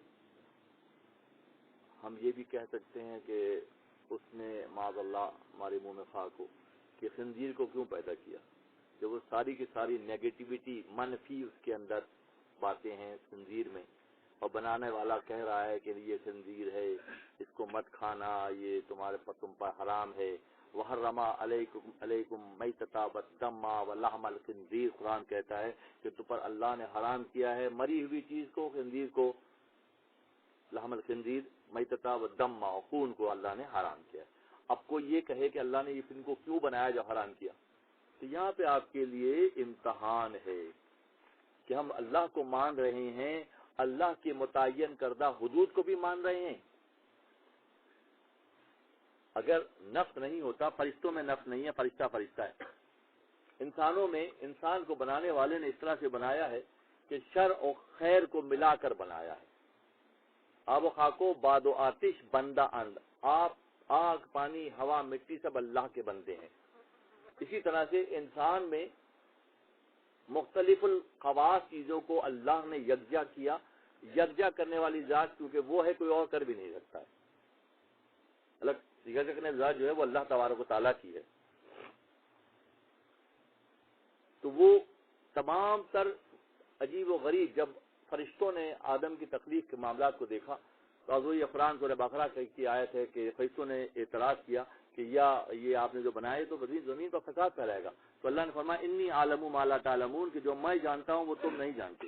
میں نے اس کو بنایا ہے تو اس کی ساری تمام پکچر کلیئر ہے. ہر تصویر بنانے والے کو معلوم ہے کہ تصویر میں کہاں کہاں کیا کیا نقاط چھپے ہوئے ہیں. اسی طرح سے اللہ نے ہمیں تکلیف کیا, اور ہمارے ساتھ نفس اس لیے ہے. آقا صلی اللہ علیہ وسلم نے کسی نے سوال کیا کہ سب کے ساتھ ایک نفس جڑا ہوا ہے جو اندر ہے اور باہر ابلیس کی نمائندگی کرتا ہے. نفس اندر ہے اور اس کی جو دوسری پاور ہے وہ ابلیس ہے, باہر ہے. تو معلوم فرماتے ہیں اپنی مصنوی میں حدیث کا اشارہ فرماتے ہیں کہ ہر آنے والا ایک برائی کا خیال, ایک برائی کرنے کا جو خیال بار بار آئے دل میں, کوئی چھوٹی سی برائی کوئی بڑی برائی, تو وہ نفس کی طرف سے ہے. اور ہر بار برائی کرنے کا نیا خیال آئے تو وہ ابلیس کی طرف سے ہے. نفس کی جو مار ہے وہ چھوٹی ہے, ابلیس کا دائرہ بہت بڑا ہے. تو نفس اس لیے رکھا گیا. آخر صلی اللہ علیہ وسلم نے اصحاب نے سوال کیا اللہ کے نبی سب کے ساتھ نفس سے جڑا ہوا ہے اور وہ اپنی خواہشات پوری کرتا ہے, تو آپ کے ساتھ بھی ہے. یقین طور پر آقا نے فرمایا کہ یقین طور پر نفس میرے ساتھ ہے, مگر میرا نفس میرے ہاتھ پر اسلام قبول کر چکا ہے. میرا نفس میرے ہاتھ پر کیا ہوا ہے, تائب ہو کر اسلام قبول کر چکا ہے. اب ہمارے وجودوں میں جو نفس ہے جو ہمیں منفی خیالات کے لے کے جاتے ہیں, یہ مسلسل جنگ ہے, جد و جہاد ہے کہ ہم اگر بغیر جد و جہاد کے منزل پا لیں گے تو اس کی قدر کم ہو جائے گی. ہم ہر آنے والے منفی نفس کے خیال کو رد کر کر ایک نفس ایک قدم نفس پر اور دوسرا خود بخود عالم لطیف جنت میں پہنچ جائے گا. تو یہ تربیت کا جو زاویہ لباس بشریت کا ہے کہ ان تمام تر نیگیٹیوٹیز کو, ان تمام منفی باتوں کو, چاہے ہماری حیات سے ہوں, ہمارے روزگار سے ہوں, ہمارے اخلاق سے ہوں, ہمارے تعلقات سے ہوں, ہماری خواہشات سے ہوں, جب تک اس کی پہچان نہیں پیدا ہوگی. اسی لیے ایک عارف کی کتاب ہے, ایک بہت مشہور کتاب ہے, فارسی میں اس کا ترجمہ فقیر نے کیا ہے اور کسی وقت بھی انشاءاللہ پرنٹنگ میں جائے گی, کہ کیا ہے خود شناسی جس طرح ضروری ہے, خدا شناسی جس طرح ضروری ہے, اسی طرح سے گناہ شناسی بھی ضروری ہے. بغیر گناہ شناسی کے نفس کے حملوں کے بارے میں ادراک ہی نہیں پیدا ہوگا. گناہ شناسی اتنی اہم ہے. مثال دیتا ہوں نفس کہاں کہاں. ایک مطلب اسلام آخر نامدار احمد مصطفیٰ محمد مصطفیٰ صلی اللہ علیہ وسلم اپنے حجرے میں تشریف لائے. حضرت عائشہ صدیقہ رضی اللہ تعالی عنہا کے حجرے میں تشریف لائے. تو ایک بد وضع سی خاتون جن کی شکل و شباہت اور جسامت بہت اچھی نہیں تھی, وہ حضرت عائشہ کے پاس بیٹھی ہوئی تھی. جیسے ہی نبی صلی اللہ علیہ وسلم تشریف لائے تو وہ خاتون نکل کر بھاگی شرم حجاب کی وجہ سے. ایسے میں حضرت عائشہ صدیقہ رضی اللہ تعالیٰ عنہ نے تھوڑا سا چہرہ بنایا, جیسے ہم لوگ کرتے ہیں کہ کوئی من پسند شخصیت نہ آئے یا کسی کے بارے میں منہ بناتے ہیں. جیسے انہوں نے یہ چہرہ بنایا, آقا نے فرمایا عائشہ تم نے غیبت کی ہے. باڈی لینگویج کی غیبت کی ہے. کسی کی ہے باڈی لینگویج. ہم چہرہ بناتے ہیں نا کسی کے لیے, ہمیں پتہ نہیں ہوتا کہ وہ گناہ کر رہے ہوتے ہیں. ہم یہ جائے گا کہ ہمارا حال تو معاذ اللہ یہ ہے کہ ہم اپنے مردہ بھائی کا گوشت کھانے جیسے ہو کر رہے ہیں. ہر محفل کی شروعات غیبت سے, اور ہر محفل کی انتہا جو ہے کس سے ہے؟ بہتان سے ہے. ہر محفل ہر نشست کی شروعات غیبت سے ہے. ہمیں شعور تو پیدا ہو جائے کہ یہ جو ہمارا عمل ہے, اللہ کے نبی نے فرمایا عائشہ تم نے غیبت کی ہے, تم نے چہرہ بنایا, جو کہ اسلام میں خدا کی بارگاہ میں یہ بھی روا نہیں ہے. کہ جائے گا کہ کوئی بڑی بات ہو تو ہمیں اتنی احتیاط. جب یہ احتیاطیں ہوں گی, ان دروس کا مقصد ہی یہی ہے کہ ہمیں معلوم ہو جائے گا تو آئندہ ہم احتیاط کریں گے. میں اس وقت تو یہ نہیں کہوں گا کہ میں آپ تمام لوگوں سے وعدہ لوں گا, مگر حقیقت یہ ہے کہ ہمیں اس سفر پہ چلنا ہے. ہمیں نفس کی چالوں سے بچنا ہے. یہ بھی نفس کی چال ہے کہ جو ہمیں پسند نہیں ہے اس کے بارے میں ہم چہرہ بناتے ہیں. یہ بھی نفس کا معرکہ ہے, یہ بھی نفس کا ہمیں نقصان پہنچانے کا طریقہ ہے. تو نفس کو رکھا اس لیے گیا کہ اس کی تمام تر نیگیٹیویٹیز کو پہچان کر, گناہ شناسی کو سمجھ کر خدا شناسی کے راستے پہ سفر آسان ہو جائے. جب تک گناہ شناسی نہیں ہوگی خدا شناسی کا سفر نہیں آئے گا. ہم جانب منزل نہیں ہوں گے. معروف فرماتے ہیں اگر بغداد جانا ہے تو بغداد کے راستے بغداد آئے گا. بھائی نیشا پور کے راستے بغداد تھوڑے آئے گا. ہمیں کماڑی جانا ہے تو لانڈی کے راستے پہ کماڑی تو نہیں آئے گا. ہم کماڑی کے راستے پہ جائیں گے تو کماڑی آئے گا. ہم لانڈی کے راستے سے کریں گے تو سندھ سے گزر کے پنجاب پہنچ جائیں گے. منزل نہیں آئے گی. ہاں یہ سن رکھیں گے, منزل نہیں آئے گی. منزل تو جب ہی آئے گی کہ ہم جب جانب منزل ہوں گے, اور جانب منزل ہونے کے راستے میں جتنی رکاوٹیں آئیں گی وہ نفس اور ابلیس کی پھیلائی ہوئی ہوں گی. ابلیس تو اپنا کام 100% صحیح کر رہا ہے. اس نے اولاد آدم کو بما اغویتنی معاذ اللہ, خدا سے اس نے کہا جس طرح تو نے معاذ اللہ مجھے گمراہ کیا میں اولاد آدم کو گمراہ کروں گا. اللہ نے فرمایا جو میرے بندے ہیں وہ تیری چال میں نہیں آئیں گے. اسی لیے جب عمر خطاب گزرتے تھے تو ابلیس راستہ چھوڑ دیتا تھا کہ نہیں یہ ان کے آدمی ہے. بھائی عمر کا جلال, عمر کا دبدبا, ابلیس بھی ڈرتا ہے. عبد القادر گیلانی سے کترا کر گزر جاتا ہے کیونکہ ان میں مومنانہ شان پیدا ہو چکی ہے. وہ فرماتے ہیں کہ ابلیس کی مثال نفس سے جو اوپر کا درجہ ابلیسیت کا درجہ ہے, اس کی مثال ایسی ہے کہ خدا کا بہت بڑا جو یہ ہے نا, اس سے بہت وسیع اور ایک ٹینٹ لگا ہوا ہے خوبصورت روشنیوں سے جگمگاتا ہوا, اور سب جو ہے اللہ کے جو حبیب, اللہ کے دوست, اللہ کے محبوبین, اللہ کے اہل اللہ اس خیمے میں ایک کے بعد ایک جا رہے ہیں. ابلیس جو ہے راندہ درگاہ ہے, باہر بیٹھا ہوا ہے کتے کی طرح سے. نکال دیا گیا اس کو, جب نکال دیا باہر کے بیٹھ گیا. اب اس کو 6.5 لاکھ سال کی بعد زاہد 600,000 سالارہ, 6 لاکھ سال کا زاہد ہے ابلیس. 40 سال 50 سال 35 سال 55 سال والے دعوے کرتے ہیں. 6.5 لاکھ سال کا عابد ہے, زاہد ہے ابلیس. زاہد 600,000 سالارہ, 6 لاکھ سال کا زاہد ہے, مگر میں ختم نہیں ہوئی ابھی. جب ختم نہیں ہوئی تو نکال دیا خدا نے باہر, نکال دیا, دارین درگاہ کر دیا. وہ آگے خیمے کے باہر بیٹھ گیا. اب وہ اتنا تجربہ 6 لاکھ سال کے بعد کیا اس کو پیدا ہو گیا کہ وہ حق کو پہچانتا ہے, مگر کیا چیز گمراہ کر رہی ہے؟ تکبر گمراہ کر رہا ہے, خود پسندی گمراہ کر رہی ہے, انانیت گمراہ کر رہی ہے. وہ باہر بیٹھا دیا گیا. اب جو جا رہے ہیں کتے کی طرح اٹھا کے دیکھتا ہے وہ کون جا رہا ہے. اچھا باعث بستانی اندر جا رہے ہیں خیمے میں, ہاں منہ جھکا لیتا ہے. اچھا آپ کون جا رہے ہیں؟ غوث پاک جا رہے ہیں, منہ جھکا لیتا ہے. پھر تیسری بات یہاں پہ کون جا رہے ہیں؟ معروم جا رہے ہیں. ہاں خیمے میں جا رہے ہیں, اللہ کی بارگاہ میں جا رہے ہیں. کچھ نہیں کہتا. کوئی دنیا دار جب اس خیمے کی طرف جانے کی کوشش کرتا ہے پھر تیرا یہاں کیا کام ہے؟ تیرا تو اپنی محیثیت پر نہیں نکلا. میں 6.5 لاکھ سال بات کر کے میں کی وجہ سے باہر بٹھا دیا گیا ہوں تو اس میں والے کو خوب پہچانتا ہے ابلیس. مولانا فرماتے ہیں اسے وہاں سے لے کر جہنم کے دروازے پہ چھوڑ کر آئے گا. کون کام کرے گا؟ یہ ابلیس کرے گا. ابلیس کام پورا کر رہا ہے. 100 میں سے 100% کام کر رہا ہے. وہ جو کام خلیفۃ اللہ کی اولاد کو کرنا ہے وہ کیا کر رہے ہیں؟ کیا کر رہے ہیں؟ غور طلب بات ہے. کیا کر رہے ہیں؟ کیا اس معیار پر ہیں؟ ایک بھی پتی اگر کم ہو تو وہ گل ہی نہیں. جو خزاں نادیدہ بلبل ہو وہ بلبل ہی نہیں. ہم بکٹ دیتے ہیں اپنے کسی عزیز کو, کسی محبت کرنے والے کو, تو کوشش کرتے ہیں خوبصورت سے خوبصورت بکٹ ہو, زیادہ پھول لگے ہوں, خوشنما بھی ہو. ٹوٹا پھوٹا دیتے ہیں. کیا ہم قابیل کی طرح سوچتے ہیں کہ راہ خدا میں کچرا دیتے ہیں؟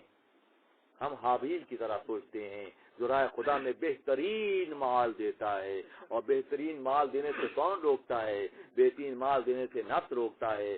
بہترین مال دینے سے اور بزرگی حاصل کرنے کے راستے میں ابلیس کھڑا ہوا ہے. تو پہچاننے کی بات یہ ہے جس طرح خدا شناسی ضروری ہے, جس طرح قرآن شناسی ضروری ہے, جس طرح سے رسول شناسی ضروری ہے, اسی طرح سے گناہ شناسی ضروری ہے. شب جمعہ میں یہاں آنا, یہاں بیٹھنا, گھر بار کو چھوڑ کر, اپنی خواہشات کو مار کر, اپنے ضروریات سے ہٹ کر, اپنے کاموں کو چھوڑ کر بیٹھے ہیں, تو اس کا بنیادی مقصد یہ ہونا چاہیے کہ کل کے مقابلے میں آج بہتر ہو اور آج کے مقابلے میں آنے والا دن بہتر ہو.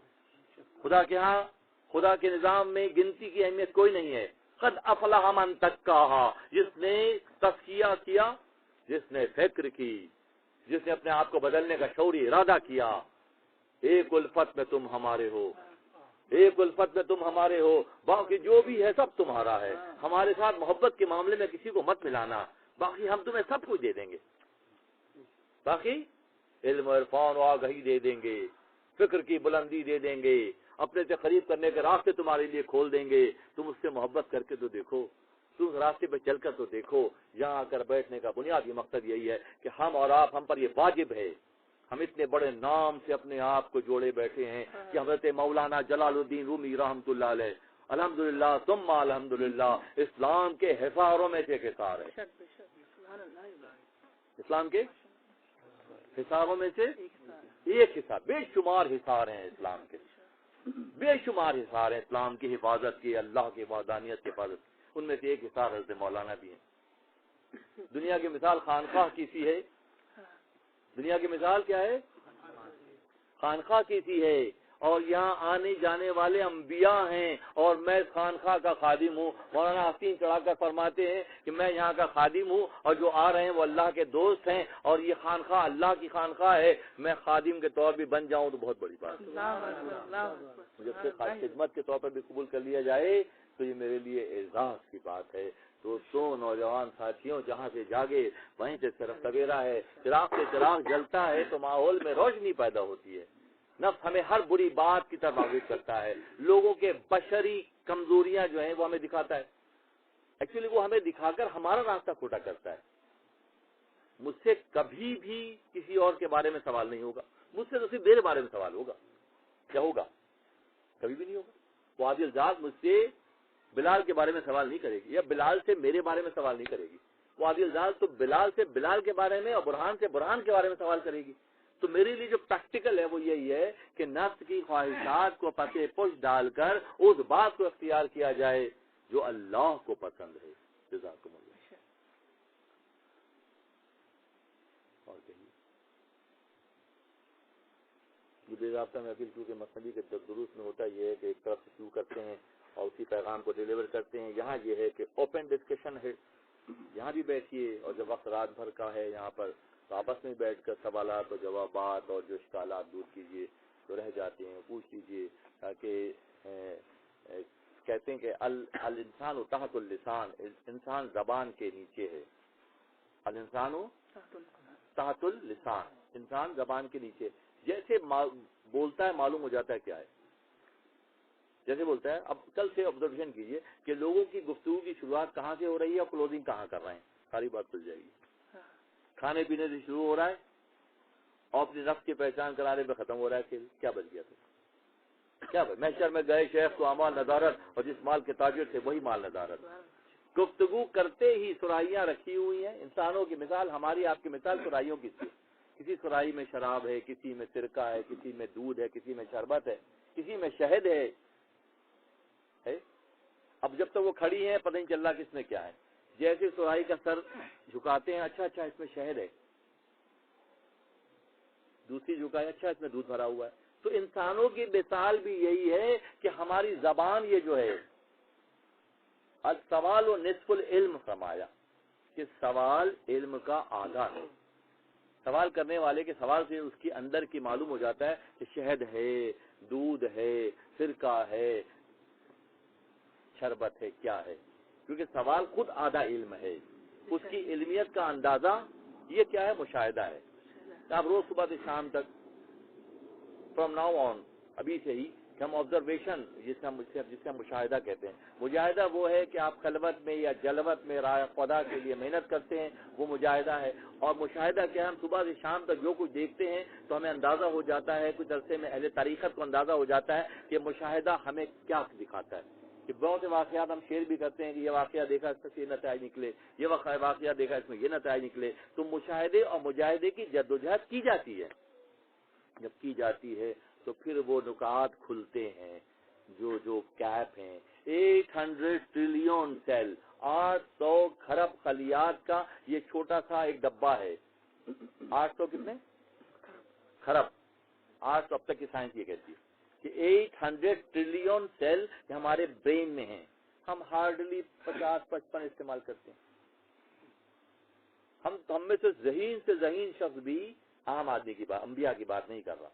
انبیاء میں سے ایک نبی وہ بھی ہیں جن کو خدا نے خضر کے پاس بھیجا. جب بات چلی علم کی تو آپ علیہ الصلوۃ والسلام موسیٰ کلیم اللہ نے علم کے حوالے سے کچھ ایسا فرما دیا جو خدا کو پسند نہیں آیا، تو خدا نے خضر کے پاس بھیج دیا. جاؤ جا کر دیکھو. خضر کے پاس گئے تو خضر نے کہا کہ بھئی ہمارے ساتھ رہ کے آپ صبر نہیں کر سکیں گے. اللہ غنی، صاحب شریعت نبی موسیٰ کلیم اللہ بائی برتھ نبی ہیں، ماں کے پیٹ سے نبی ہیں. ہمارے شمار کی کیا حیثیت ہے دوستو؟ موسیٰ کلیم اللہ جیسے جو خضر نبی کو بھیجا جا رہا ہے خضر کے پاس، اور خضر فرما رہے ہیں کہ میرے ساتھ رہ کے تم صبر نہیں کر سکو گے موسیٰ. نہیں کروں گا. پہلے مرحلے میں اعتراض نہیں کرنا ہمارے کاموں میں. یہاں دیکھیں، اعتراض نہیں کرنا. علم کی انتہا موسیٰ کلیم اللہ کے پاس، اور اس سے اگلی منزل ہے خضر علیہ السلام کے پاس. تمہارے ساتھ رہ کے صبر نہیں کرنے کروں گا. کشتی توڑ دی، سوراخ کر دی، بچے کو قتل کر دیا، ہر جگہ دیوار کھڑی کی. تینوں کو سورہ کہف کا مضمون ہے جو آج کل ہمارے ایک ساتھی جو کہ آپ ہی کے پیر بھائی عتیق الرحمان صاحب کویت میں انہوں نے خواب دیکھا کہ انہیں سورہ کہف دی گئی. انہوں نے مجھ سے رابطہ کیا. میں نے اس بچے سے یہ عرض کیا بیٹا اپنے بھائیوں کو بتا دو تاکہ اس مشکل وقت میں سورہ کہف سے رجوع کریں لوگ. سپر قسم کے واقعات سپر نارمل واقعات سورہ کہف کے اندر ہیں. جب سوال اٹھایا بار بار اور 3 دفعہ کی بات، جب بات پوری ہو گئی، ھذا فراق بینک و بینہم، یہاں سے خضر نے فرمایا کہ یہاں سے تمہارا اور میرا راستہ موسیٰ الگ ہے، تم میرے ساتھ رہ کے صبر نہیں کر سکو گے. اس کا مطلب ہے کہ صبر کیا چیز ہے؟ اللہ غنی اللہ. صبر کیا ہے؟ کشادگی کی کنجی فرمایا صبر ہے. من لا صبر لہو لا ایمان لہو، جس میں صبر نہیں ہے اس میں ایمان ہی نہیں ہے. ایمان کی بنیاد ہی صبر ہے. نہیں کر سکو گے صبر. پھر ہوا کہ وہ فرماتے ہیں کہ بہت سارے مریدین ایسے ہوتے ہیں جو سوالات کر کر کے اپنے شیخ کو دکھی کرتے ہیں، تو پھر ان کے ساتھ یہی معاملہ ہوتا ہے کہ وہاں پہ فراق آ جاتا ہے، دوری پیدا ہو جاتی ہے کہ تم بھی خضر موسیٰ کی طرح خضر کو پریشان کر رہے تھے، ہم بھی یہاں پر معاملہ بھی یہی ہے کہ مریدین بہت زیادہ سوالات کر کے پریشان کرتے ہیں، تو ان میں پھر فراق پیدا ہو جاتا ہے، ان میں پہ دوری پیدا ہو جاتی ہے. تو احتیاط کرنے والے احتیاط کرتے ہیں، ہر لمحے سوچ کر چلتے ہیں. یہاں تک تو بات پہنچی، تینوں واقعات ہوئے. ھذا فراق بینک و بینہم کا جو کی آیت بھی نازل ہو گئی اور آپ نے فرما دیا. جب گزر رہے تھے تو دیکھا موسیٰ کلیم اللہ نے، روایات میں ہے کہ موسیٰ کلیم اللہ کے دل میں یہ خیال پیدا ہوا کہ بڑا علم ہے ان کے پاس. بھائی خیال دل میں پیدا ہو رہا ہے اور پڑھنے والا اس کو پڑھ رہا ہے، پڑھ رہا ہے. اسی لمحے حضرت صلی اللہ علیہ وسلم نے فرمایا موسیٰ، اسی لمحے ایک چڑیا کشتی پہ بیٹھ کر دریا سے پانی اپنے چونچ پہ لے رہی تھی. اس چیز کو شاہد بنا کر آپ نے فرمایا کہ موسیٰ میرا تمہارا ساری کائنات کا علم اللہ کے مقابلے میں اتنا ہی ہے جتنا اس چڑیا کے منہ میں پانی اس وقت. یعنی کہ ہر منزل کے بعد ایک اور منزل ہے, اس منزل کے بعد ایک اور منزل ہے. ہاں تمہارے پروں میں کتنی طاقت ہے کہ تم پرواز کر سکو.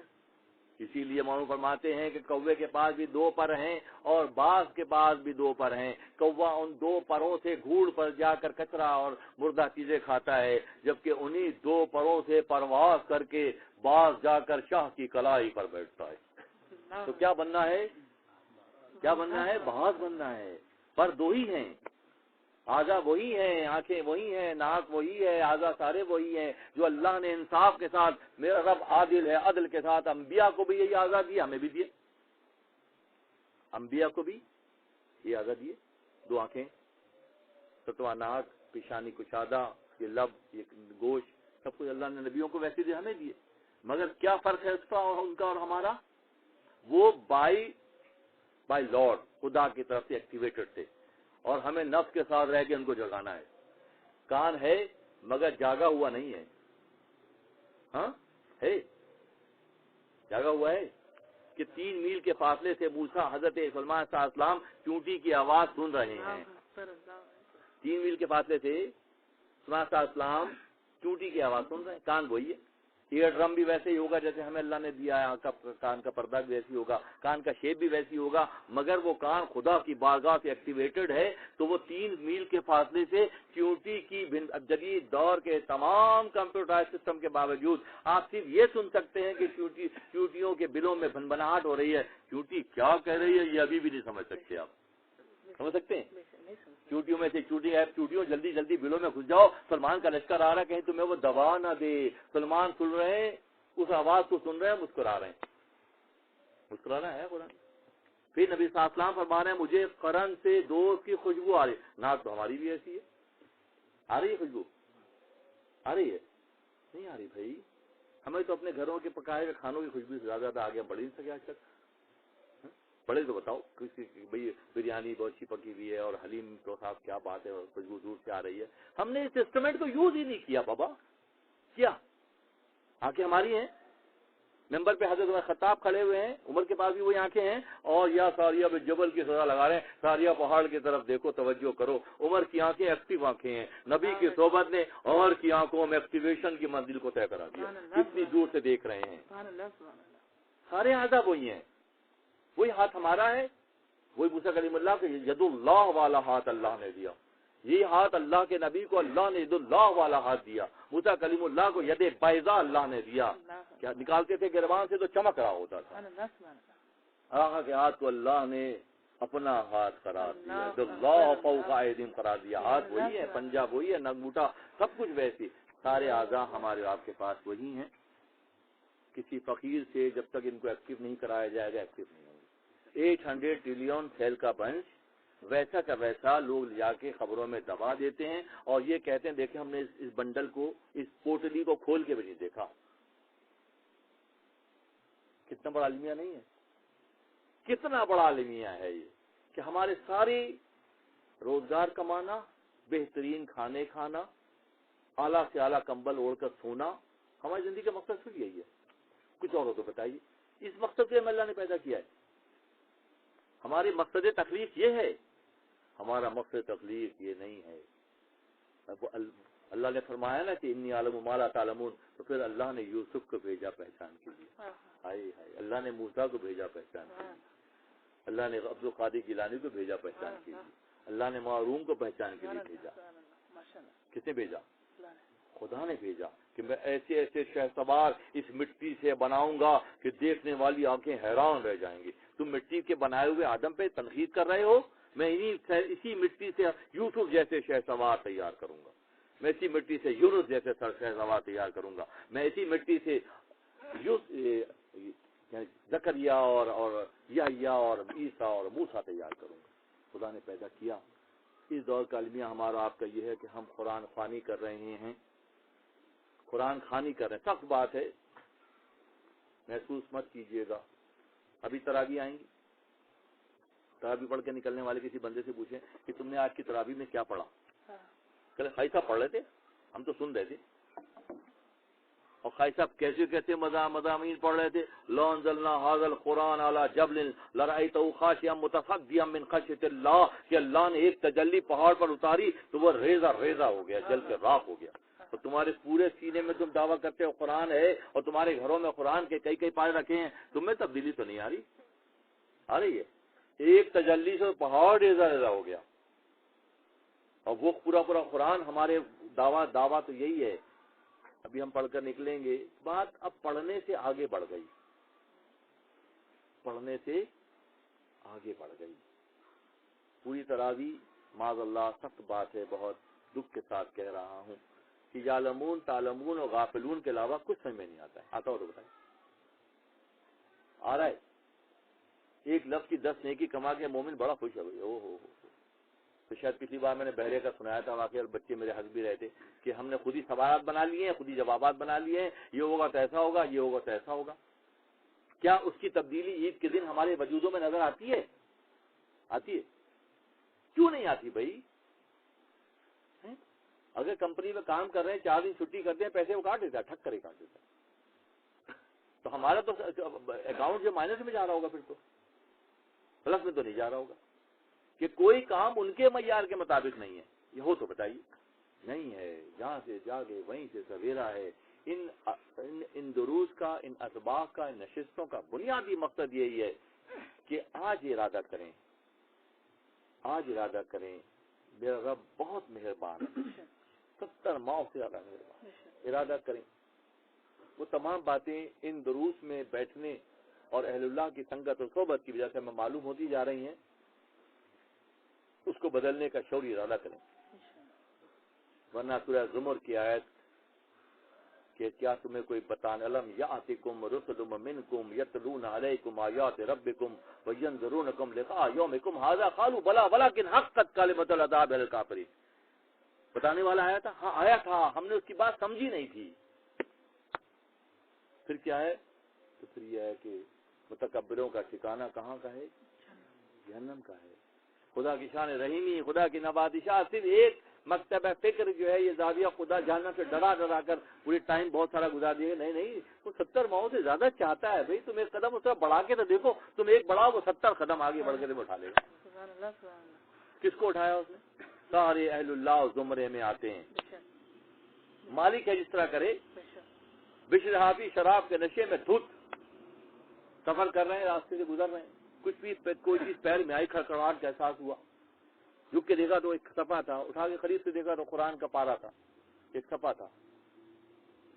بس وہ وَاشْتَبَاكُمْ بِمَا جَعَلَ عَلَيْكُمْ فِي الدِّينِ مِنْ حَرَجٍ, وہ چن لیتا ہے نا معاملات کو بعض اوقات, اور پھر نشانی بنا دیتا ہے.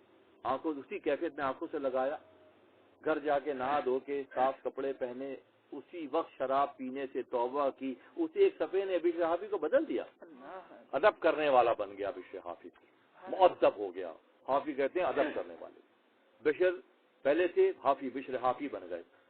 اس کے بعد شعور کی اس منزل پر آئے دوستوں کہ اپنے پیر میں چپل نہیں پہنے. پھر کہنے لگے یہ بات بھی خلاف ادب ہے کہ اس کی زمین پر جو اس نے بنائی اور بچھائی ہے میں اسے چپل پہن کر گزروں. ننگے پیر گھومتے تھے, ننگے پیر گھومتے تھے بشر حافی. جب ننگے پیر گھومتے تھے تو کچھ دنوں مشہور ہو گئی بات, ننگے گھومتے, پیر چپل پہنتے نہیں. جب انہوں نے یہ کیا تو خدا نے کیا کیا؟ خدا نے اس راستے پر جانوروں اور پرندوں کو منع کر دیا, خبردار یہ میرے دوست کا راستہ ہے, اسے فضلہ نہیں کرنا, گندگی نہیں پھیلانا. تم کہتے ہیں چل کے دیکھیں کیا ملے گا. 2 قدم بڑھو گے 70 قدم کی مثال یہاں پر ہے کہ آئندہ کے لیے اس راستے پر جس میں بشر حافی گزرتے تھے پرندوں نے اور جانوروں نے فضلہ کرنا چھوڑ دیا. کس کی وجہ سے؟ اس اختیاری عمل کی وجہ سے جو بشر حافی نے کر کے دکھایا. ایک شیخ اپنے مریدین کے ساتھ بیٹھے ہوئے تھے اسی راستے جہاں سے بشر حافی آتے جاتے تھے, تو دیکھا کہ اچانک ایک گائے نے وہاں فضلہ کیا. آپ نے انا للہ و انا الیہ راجعون پڑھا. حضرت لوگوں نے پوچھا حضرت خیریت سے پڑھ رہے ہیں, کیا ہوا؟ کہ تمہارا بھائی بشر حافی گزر گیا. کیسے معلوم ہوا؟ کہ اس راستے پر بیل گائے جو ہے فضلہ کر رہی ہے, اس کا مطلب اس راستے پہ نہیں چلے گا. وہ اس راستے سے وہ گزر گیا, اگلی منزلوں پر چلا گیا. وہ بشر حافی حضرت احمد بن حنبل رحمت اللہ علیہ جو حنابلہ کے امام ہیں, ان کا معاملہ یہ تھا کہ بشر حافی کے پاس جا کر بیٹھتے تھے، ہزاروں تلازمہ شاگرد، استاد معظم شیخ کامل بشر حافی، احادیث کے راوی، مسند احمد بن حنبل مرتب کرنے والی ذات مبارکہ، وہ جا کے بشر حافی کے بعد بیٹھے ہیں۔ باقی جانور تو تھوڑی رہ گئی کہ جانور گندگی نہیں کریں گے، عقل مند جا کے بیٹھے گا وہاں پہ، اپنے دور کا عقل مند ترین بندہ جا کے وہاں بیٹھ رہا ہے۔ یہی نہیں رہے گی بات کہ بھائی بشر حافی کو اللہ نے مقام دیا تو جانوروں نے وہاں پہ سجدہ کرنا چھوڑ دیا۔ اس دور کے بڑے بڑے جید جا کے وہاں قدموں میں بیٹھ رہے ہیں۔ احمد بن حنبل جا کر بیٹھا کرتے تھے، تلازمہ شاگرد اور مریدین متعلقین سوال کرتے، آپ اتنے بڑے وقت کے امام ہیں، آپ جا کر اس کے فقیر کے پاس بیٹھتے ہیں۔ تو بہت دن ٹالتے رہے۔ ایک دن ایک چہیتا شاگرد جو تھا اس نے پوچھا، امام کیا بات ہے، ہمیں تو بتائیں کیا راز ہے میں؟ تمہارا امام احمد بن حنبل کتاب اللہ سے واقف ہے اور وہ بشر حافی اللہ سے آگاہ ہے۔ میں خیل و خال میں ہوں، پڑھانے میں ہوں، وہ سے گزر کر اللہ تک ان کا رابطہ ہے، اللہ سے ان کا تعلق ہے۔ یہ وہ کیفیات ہیں جو اہل اللہ کی معیت اور سنگت میں پیدا ہوتی ہیں۔ اللہ تعالیٰ جس کو چاہتا ہے دوستوں چن لیتا ہے۔ ذرا سا رحمت حق بہون میں جویت، اللہ کی رحمت نوازنے کے لیے بہانہ ڈھونڈتی ہے بھائی۔ وہ فرماتے ہیں مذہبی شریف میں کہ دور بیٹھا ہوا ایک بندہ ایک دیکھ رہا ہے، دیکھنے والا دیکھ رہی ہے، دیکھنے والی کہ ماں جو ہے بچہ سو رہا ہے اس کی ناک مسل رہی ہے۔ چلے کیسی ظالم ماں ہے، بچہ اچھا خاصا سو رہا ہے، ناک مسل رہی ہے، ہاں اس کو تنگ کر رہی ہے۔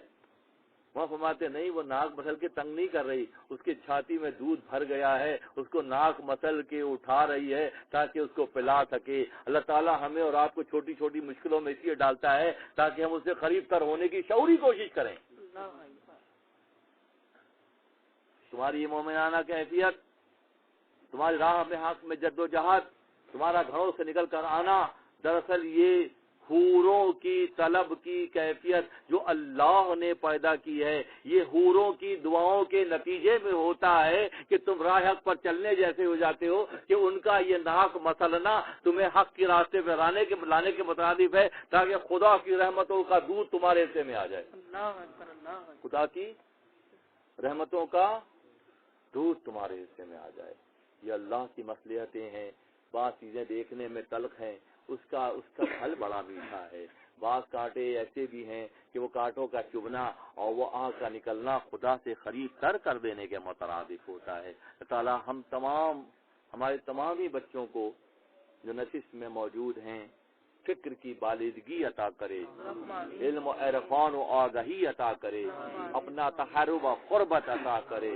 یہ خانقاہ ہی کا طریقہ ہو سکتا ہے کہ بغیر کسی حاجت اور بغیر کسی غرض کے راہ خدا پر چلنے والوں کی ایک ایسی ٹیم تیار کی جائے جس کے صدقے اور طفیل میں بہت سو کی نجات اخروی کا معاملہ اللہ کی جانب سے قرار پائے، اللہ کی جانب سے فیض و برکات ان کے حصے میں آئے۔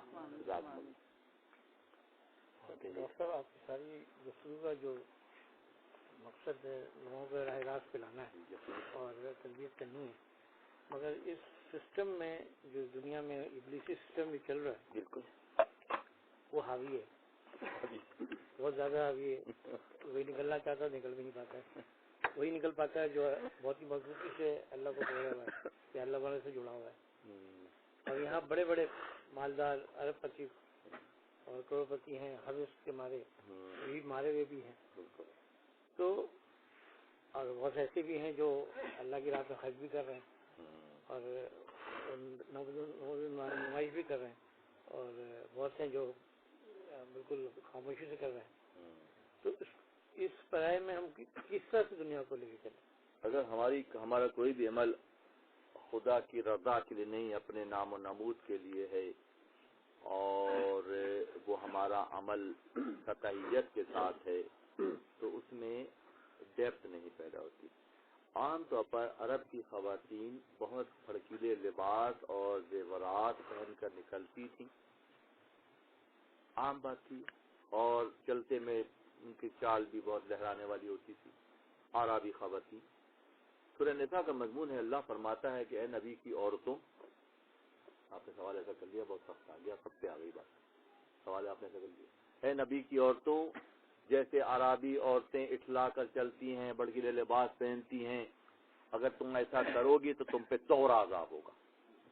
ایک بات تو یہی کہ خدا کو یہ پسند ہی نہیں، اور پھر وہ نسبت کے بات ہو تو پھر کیسا ہوگا؟ ایک کام خدا کے ہاں ناپسندیدہ ہے، اور وہی کام اگر ناپسندگی کے زمرے میں آتا ہے تو خدا امہات المومنین کے لیے قرآن میں فرماتا ہے، اے نبی کی عورتوں، نبی کی زوج، کہ تم اگر عربی عورتیں جیسے کرتی ہیں ایسا کرو گی تو تم پہ دوہرا عذاب ہوگا۔ ایک عذاب تو یہی ہوگا نیگیٹیوٹی کی وجہ سے کہ تم نے وہ طریقہ غلط اختیار کیا، دوسرا نسبت کے بعد اختیار کیا، اللہ غنی اللہ غنی، دوسرا کہ نسبت کی اتنی امپورٹنس ہے کہ پلے میں ترازو میں ایک طرف ایک چیز ہے، اس کے ساتھ ساتھ نسبت والوں کے ساتھ مزید احتیاط ہے۔ تو ہمارے لیے بات وہی آ جائے گی جیسے انہوں نے نفس سوال کیا کہ نفس کے بارے میں کیوں بنایا نفس؟ اللہ نے نفس کو امتحان کے لیے بنایا۔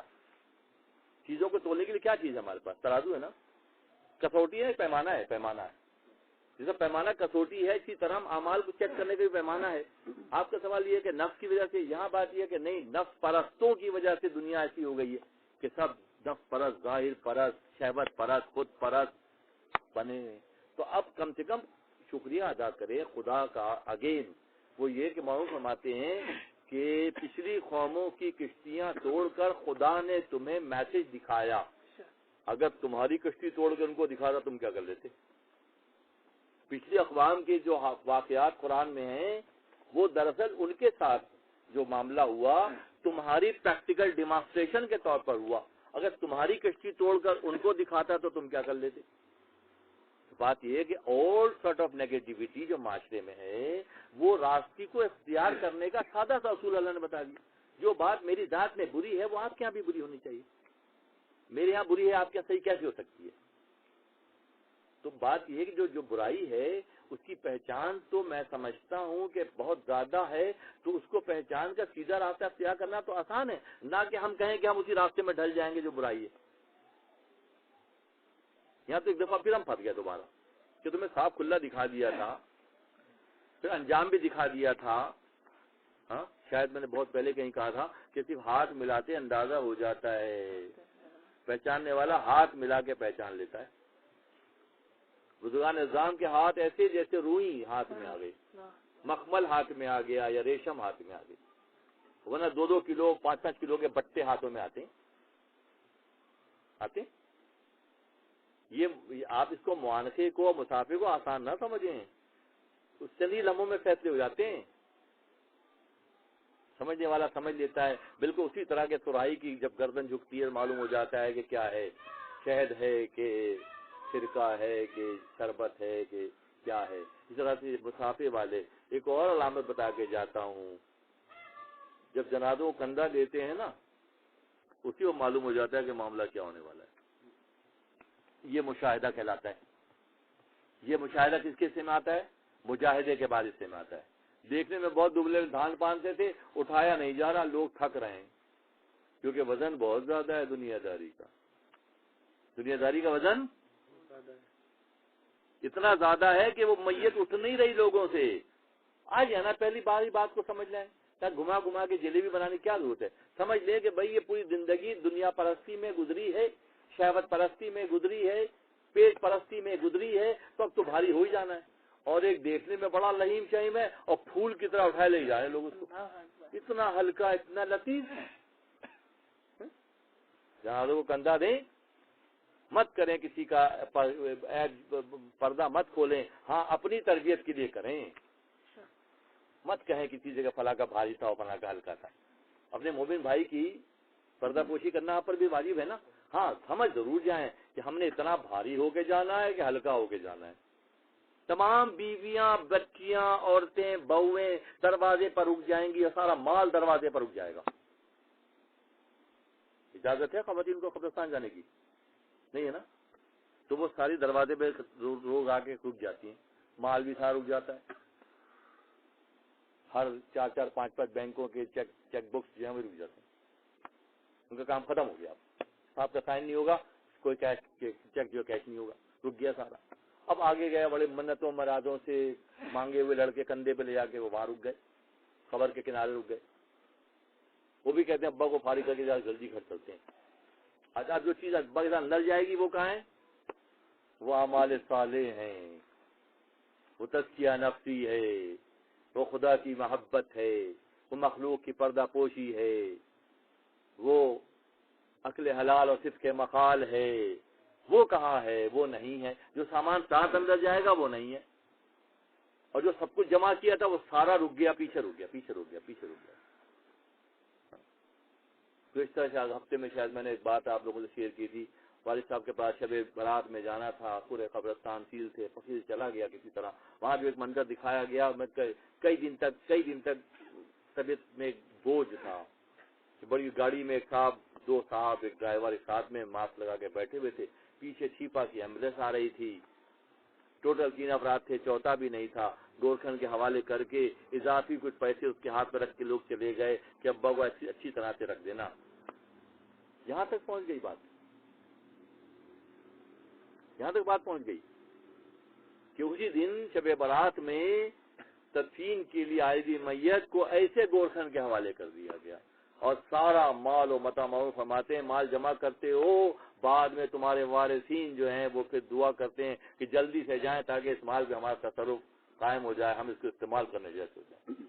تو جو مال راہ خدا میں دے دیا جاتا ہے تو پھر فرشتوں کو بھیجا جاتا ہے، جاؤ وہ ہمارے انتظار میں بیٹھا ہوا ہے، جاؤ ہمارے انتظار میں بیٹھا ہوا ہے، ہمارے علاوہ کسی طرف کا دل کبھی لگا نہیں ہے، جاؤ تم جا کر۔ اسی لیے ایک موقع پہ صحابی رسول کا مثال ہوا، نبی صلی اللہ علیہ وسلم انگلیوں کے بل چل رہے ہیں،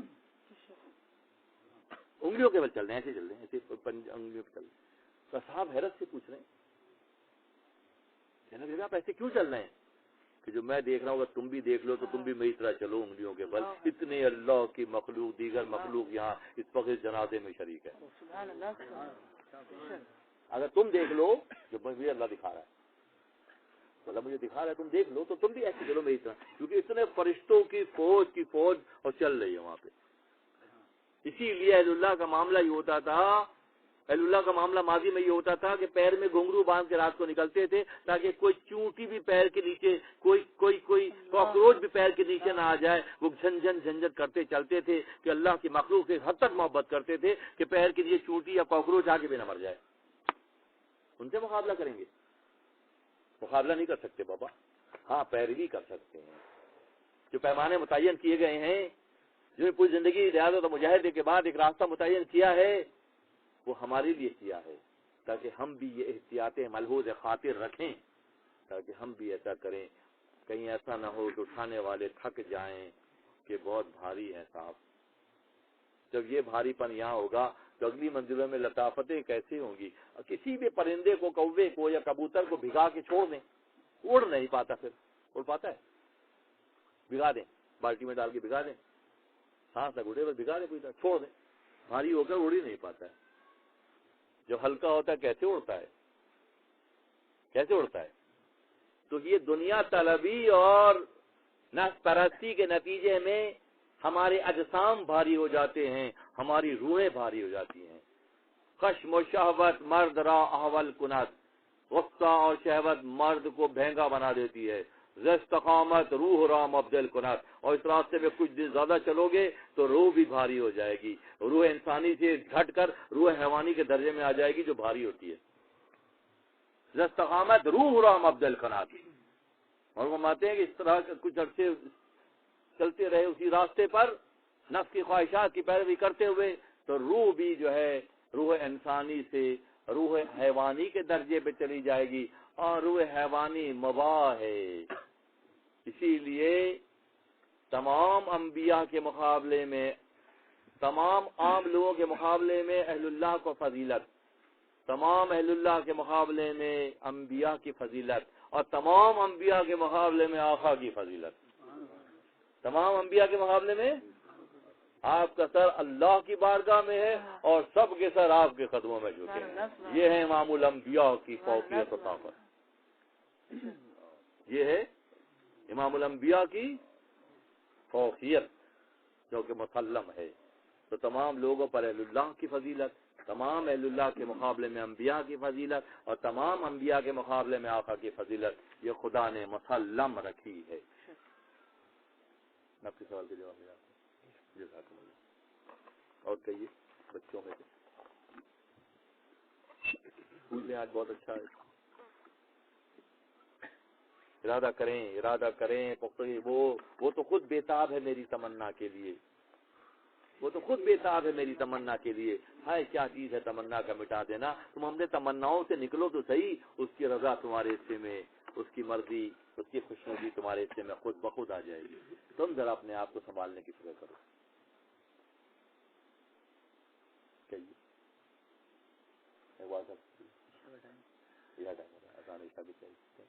یہ جو پریکٹیکلی جو چیزیں ہم دیکھتے ہیں روزانہ بنیاد پہ, چلے میں ایک چھوٹا سا کاروباری آدمی ہوں, 50 کے لوگوں کے لیبر کا کام ڈیل کرتا ہوں, اور ان کی جو چیزیں دیکھتا ہوں, اور وہ جس طرح سے 2 دن نہیں آئے, 3 دن نہیں آئے, کبھی دادا کو مار دیا, کبھی نانی کو مار دیا, کبھی کس کو مارا, اور یہ بھول جاتے ہیں کہ ہم نے یہ بول چکے ہیں, پھر دوسرے دن مار دیا, اور یہ سمجھتے ہیں کہ ہم لوگ بیوقوف ہیں. آپ یہاں ہیں, ان میں سے کوئی یہاں نہیں ہے بھائی. نہیں, ہم ایک کام جنرل بات کر رہے ہیں, یہ پورے معاشرے کی بات کر رہے ہیں. یہ تو میں اپنی اس لیے اپنے یہاں کی مثال دے رہا ہوں جس کو میں پریکٹیکلی دیکھ رہا ہوں. یہ تو بہت بڑے اسکیل پہ یہ بات ہے. تو کہنے کا مقصد یہ ہے کہ وہ سمجھتے کہ مالکان جو ہے وہ بیوقوف ہوتے ہیں, اور جہاں ہم یہ تربیت میں بیٹھے ہوئے ہیں اس میں یہ ہے کہ گیو اپ کرو, گیو اپ کرتے رہو. وہ بیوقوف سمجھے, جیسے مولانا نے کہا کہ اگر مجھے وہ سمجھ رہے ہیں کہ میں نہیں جانتا ہوں, میں تو اپنا لباس اتار کے دے دوں, تو یہ ہمارے یہ بھی سوچ آ جاتی ہے. تو پھر شیطان گھس جاتا ہے پیچھے. معروف فرماتے ہیں کہ جنت میں سارے بھولے جائیں گے, کوئی چالاک جنت میں نہیں جا سکے گا. کوئی چالاک جنت میں نہیں جا سکے گا. عالم لطیف میں کون جائیں گے؟ عالم لطیف جو کہ جنت کا پہلا درجہ ہے, عالم لطیف میں کون جائیں گے؟ جو بھولے اور سادہ ہوں گے, جو چالاکی اور مکاری کی زندگی گزاریں گے, وہ کہتے ہیں ان پر جنت حرام. عالم لطیف, عالم جنت کا استعمال نہیں کرتا. مجھ کو معلوم ہے جنت کی حقیقت, لیکن دل کے بہلانے کو غالب یہ خیال اچھا ہے, مجھے خوب معلوم ہے, اس لیے میں جنت کی بات نہیں کرتا, میں عالم لطیف کی بات کرتا ہوں. چالاکی اور مکاری کے نتیجے میں جنت میں نہیں جا پائیں گے, عالم لطیف میں نہیں جا پائیں گے. وہ جو آپ جن کا کر رہے ہیں ایسا ہی ہے, مگر کیا خوش نصیبی کی بات نہیں ہے کہ ہم اور آپ اس مجلس میں شریک ہیں جہاں لوگ شعوری طور پر اس جہالت سے, اس تنگ نظری سے, اس مکاری سے, اس چالاکی سے بچنے کا ارادہ کر رہے ہیں. یہاں یہ کوئی کہ ٹینٹ بھرا ہونا چاہیے, نہیں, ایسا کچھ نہیں. یہاں گنتی نہیں ہے, یہاں تو تول رہے ہیں نا. تو وہ لوگ جو اس طرح کرتے ہیں, پھر بھی مقام شکر ہے کہ آپ کو اللہ نے شعور بخشا کہ آپ اس کو ڈسٹنگوش کر سکتے ہیں, اس کا فرق سمجھ سکتے ہیں. یہ نیگیٹیوٹی ہے اور اس کے جسٹ پیرلل پازیٹیوٹی ہے. تو آپ کو کیا اختیار کرنا ہے؟ ختم ہو گئی بات, ہاں ختم ہو گئی, یہیں پہ ختم ہو گئی.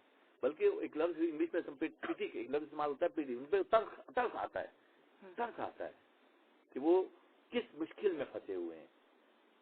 الحمدللہ میرے رب ہم اس سے نکل چکے ہیں. یہ کم بات ہے. صدیاں گزر جاتی ہیں میاں, صدیاں گزر جاتی ہیں, یہ ذرا سی فکری تبدیلی نہیں آتی. صدیاں گزر جاتی ہیں,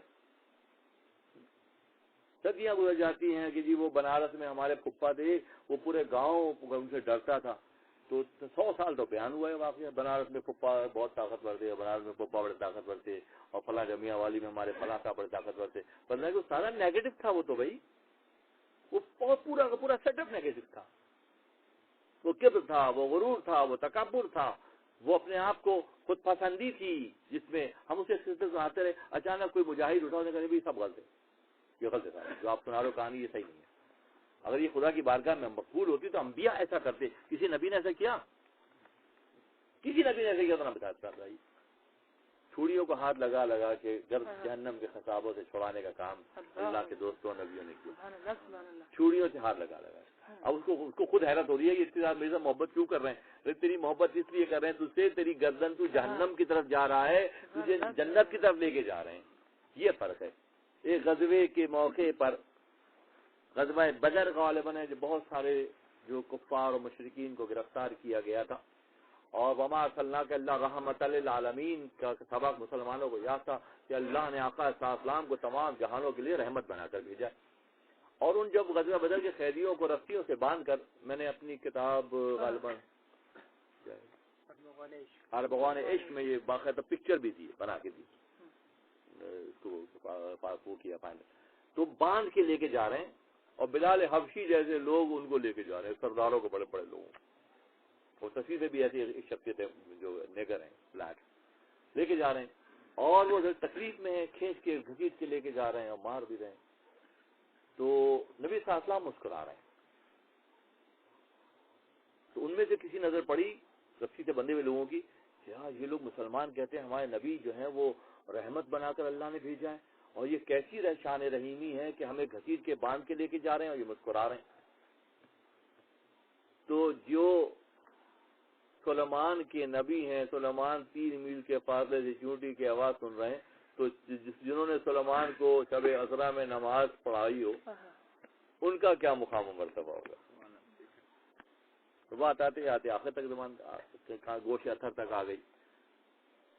تو میں اس لیے مسکرا رہا ہوں, غور سے سنیں, اس وقت کی بات ہے یہ, میں اس لیے مسکرا رہا ہوں کہ میں دیکھ رہا ہوں کہ میں قوم کو زنجیروں سے باندھ کے جنت کی طرف لے کے جا رہا ہوں. تم تو جہنم میں جانے کی تیاری کر رہے تھے, میں تمہیں زنجیروں سے باندھ کے کھینچ کے جنت میں لے کے جا رہا ہوں.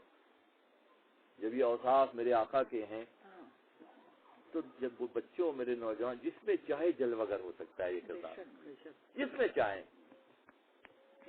چاہیں, یہ صرف اپ گریڈنگ ہے. یہ نشستیں کیا ہیں؟ یہ نشستیں اپ گریڈنگ ہیں. یہ نشستیں جو ہیں ایکٹیویشن کا کام کرتی ہیں. یہ نشستیں ہمیں اس علم کے اس درجے پر لے کر جاتی ہیں جو حقیقی معنوں میں شرف بشریت, بشر میں سے صرف بے نکال دیں سارا شر ہی شر ہے. بندگی کا بے اگر بشر میں سے نکال دیں, بندگی کا بے, کس کا؟ بندگی کا. اور بندگی کیا ہے؟ اپنے بلند ترین مقام کو سب سے نیچے لے کے جانا بندگی ہے. یعنی کہ انسان کو سب سے بڑی فضیلت جو اللہ نے دی ہے, اولاد آدم کو جو فضیلت دی ہے کہ وہ فرشتے تو فرشتے ہیں, لطیف مخلوق ہیں, جن آتشی مخلوق ہیں, اس آگ پانی ہوا مٹی کے وجود کو اللہ نے فضیلت جو بخشی ہے کہ اپنے بلند ترین مقام کو اپنے رب کے قدموں میں جھکاتا ہے, اپنی ابدیت کا اظہار کرتا ہے. اور اس ابدیت کو نکال دیا جائے تو کیا بچے گا؟ شر ہے سارا. شاہین صاحب کا شکوہ شر کے حوالے سے نا بھائی, شر ہی شر پھیلا ہوا. اب آپ شکرانہ ادا کریں, اس شر میں خیر کی پہچان خدا نے آپ کو دے دی ہے نا بھائی. جس مقام سے آپ ہیں ماشاءاللہ, آپ سے جھوٹ, آپ کسی سے نہیں کہہ رہے ہیں, یہ بھی بہت بڑا مقام ہے. آپ جس مقام پر ہیں آپ کی اللہ تعالیٰ کی طرف سے. اب آپ کے لیے کیا ہے, آپ کے لیے انڈیویجول نہیں کہہ رہا میں, انفرادی طور سب کے لیے. اب اس کو جب سمجھ لیا تو اس طرح سے ہمارا بیہیویئر پھر ویسا ہو جائے. کچھ لوگ تو تیار ہوں, کچھ لوگ نکل کے سامنے آئیں, ان کی روزی نہیں کم ہوگی, ان کی عزت توقیر کم نہیں ہوگی, ان کا مال و متاع کم نہیں ہوگا, ان کی دنیا میں عزت کم نہیں ہوگی, ان کے ساتھ کوئی چال بازی نہیں کر سکے گا, کیونکہ جب اس سے جڑ جائیں گے کون کرے گا؟ اس سے جڑنے کے بعد کوئی کر سکے گا؟ اس سے جڑنے کے بعد پھر کوئی نہیں کر سکے گا. اللہ تعالیٰ پروردگار عالم, پروردگار عالم, پروردگار عالم ہمارے اور ہمارے رفقا کی عاجزانہ کوششوں اور کاوشوں کو شرف قبولیت کا درجہ عطا فرما. یا اللہ اس مقام کے صدقے اور طفیل میں جو تیرے ایک ولی کامل کے نام پر یا اللہ تیری توفیقات ہی کی بنیاد پر عالم وجود میں آیا, یا اللہ ہماری یہاں کی شرکت کو, ہماری یہاں کی گفتگو کو, ہماری غلطی کوتاہی کمی بیشی کو معاف فرما, اور ان تمام شرکائے مجلس کو کے خلوق کو اپنے نور سے منور فرما. اے وہ پروردگار عالم جو نور ایمانی عطا کرتا ہے, ہمیں نور ایمانی عطا فرما. اے پروردگار عالم جو وسعت عطا کرتا ہے, ہمیں وسعت عطا فرما. اے پروردگار عالم جو کشادگی عطا کرتا ہے, ہمیں کشادگی عطا فرما. ہمارے گزشتہ کے مقابلے میں آج اور آج کی ان ساعتوں کے مقابلے میں کل کو روشن کر فرما. ہمارے تمام بچوں کو علم و آگہی اور عرفان کی اعلیٰ ترین منازل پر سرفراز فرما. ہماری تمام جائز آرزوؤں اور تمناؤں کی تکمیل فرما. نفس اور شر کی, نفس اور ابلیس کے شر سے تیری پناہ چاہتے ہیں, پناہ خصوصی عطا فرما. الہی بحق بنی فاطمہ یہ بار قولی ایمان کنی فاطمہ, اگر دوتام رات کنی ور قبول منو دست دامان آل رسول, الہی تو آسا کنی مشکلات تو پہلے محمد علیہ الصلوۃ. اللہ تعالی علی خیر خلقہ محمد والہ وصحبہ وآل بیتہ اولیاء امتی علماء ملتہ عرفاء طریقتہ اجمعین. برحمتک یا ارحم الراحمین الحمد للہ رب العالمین.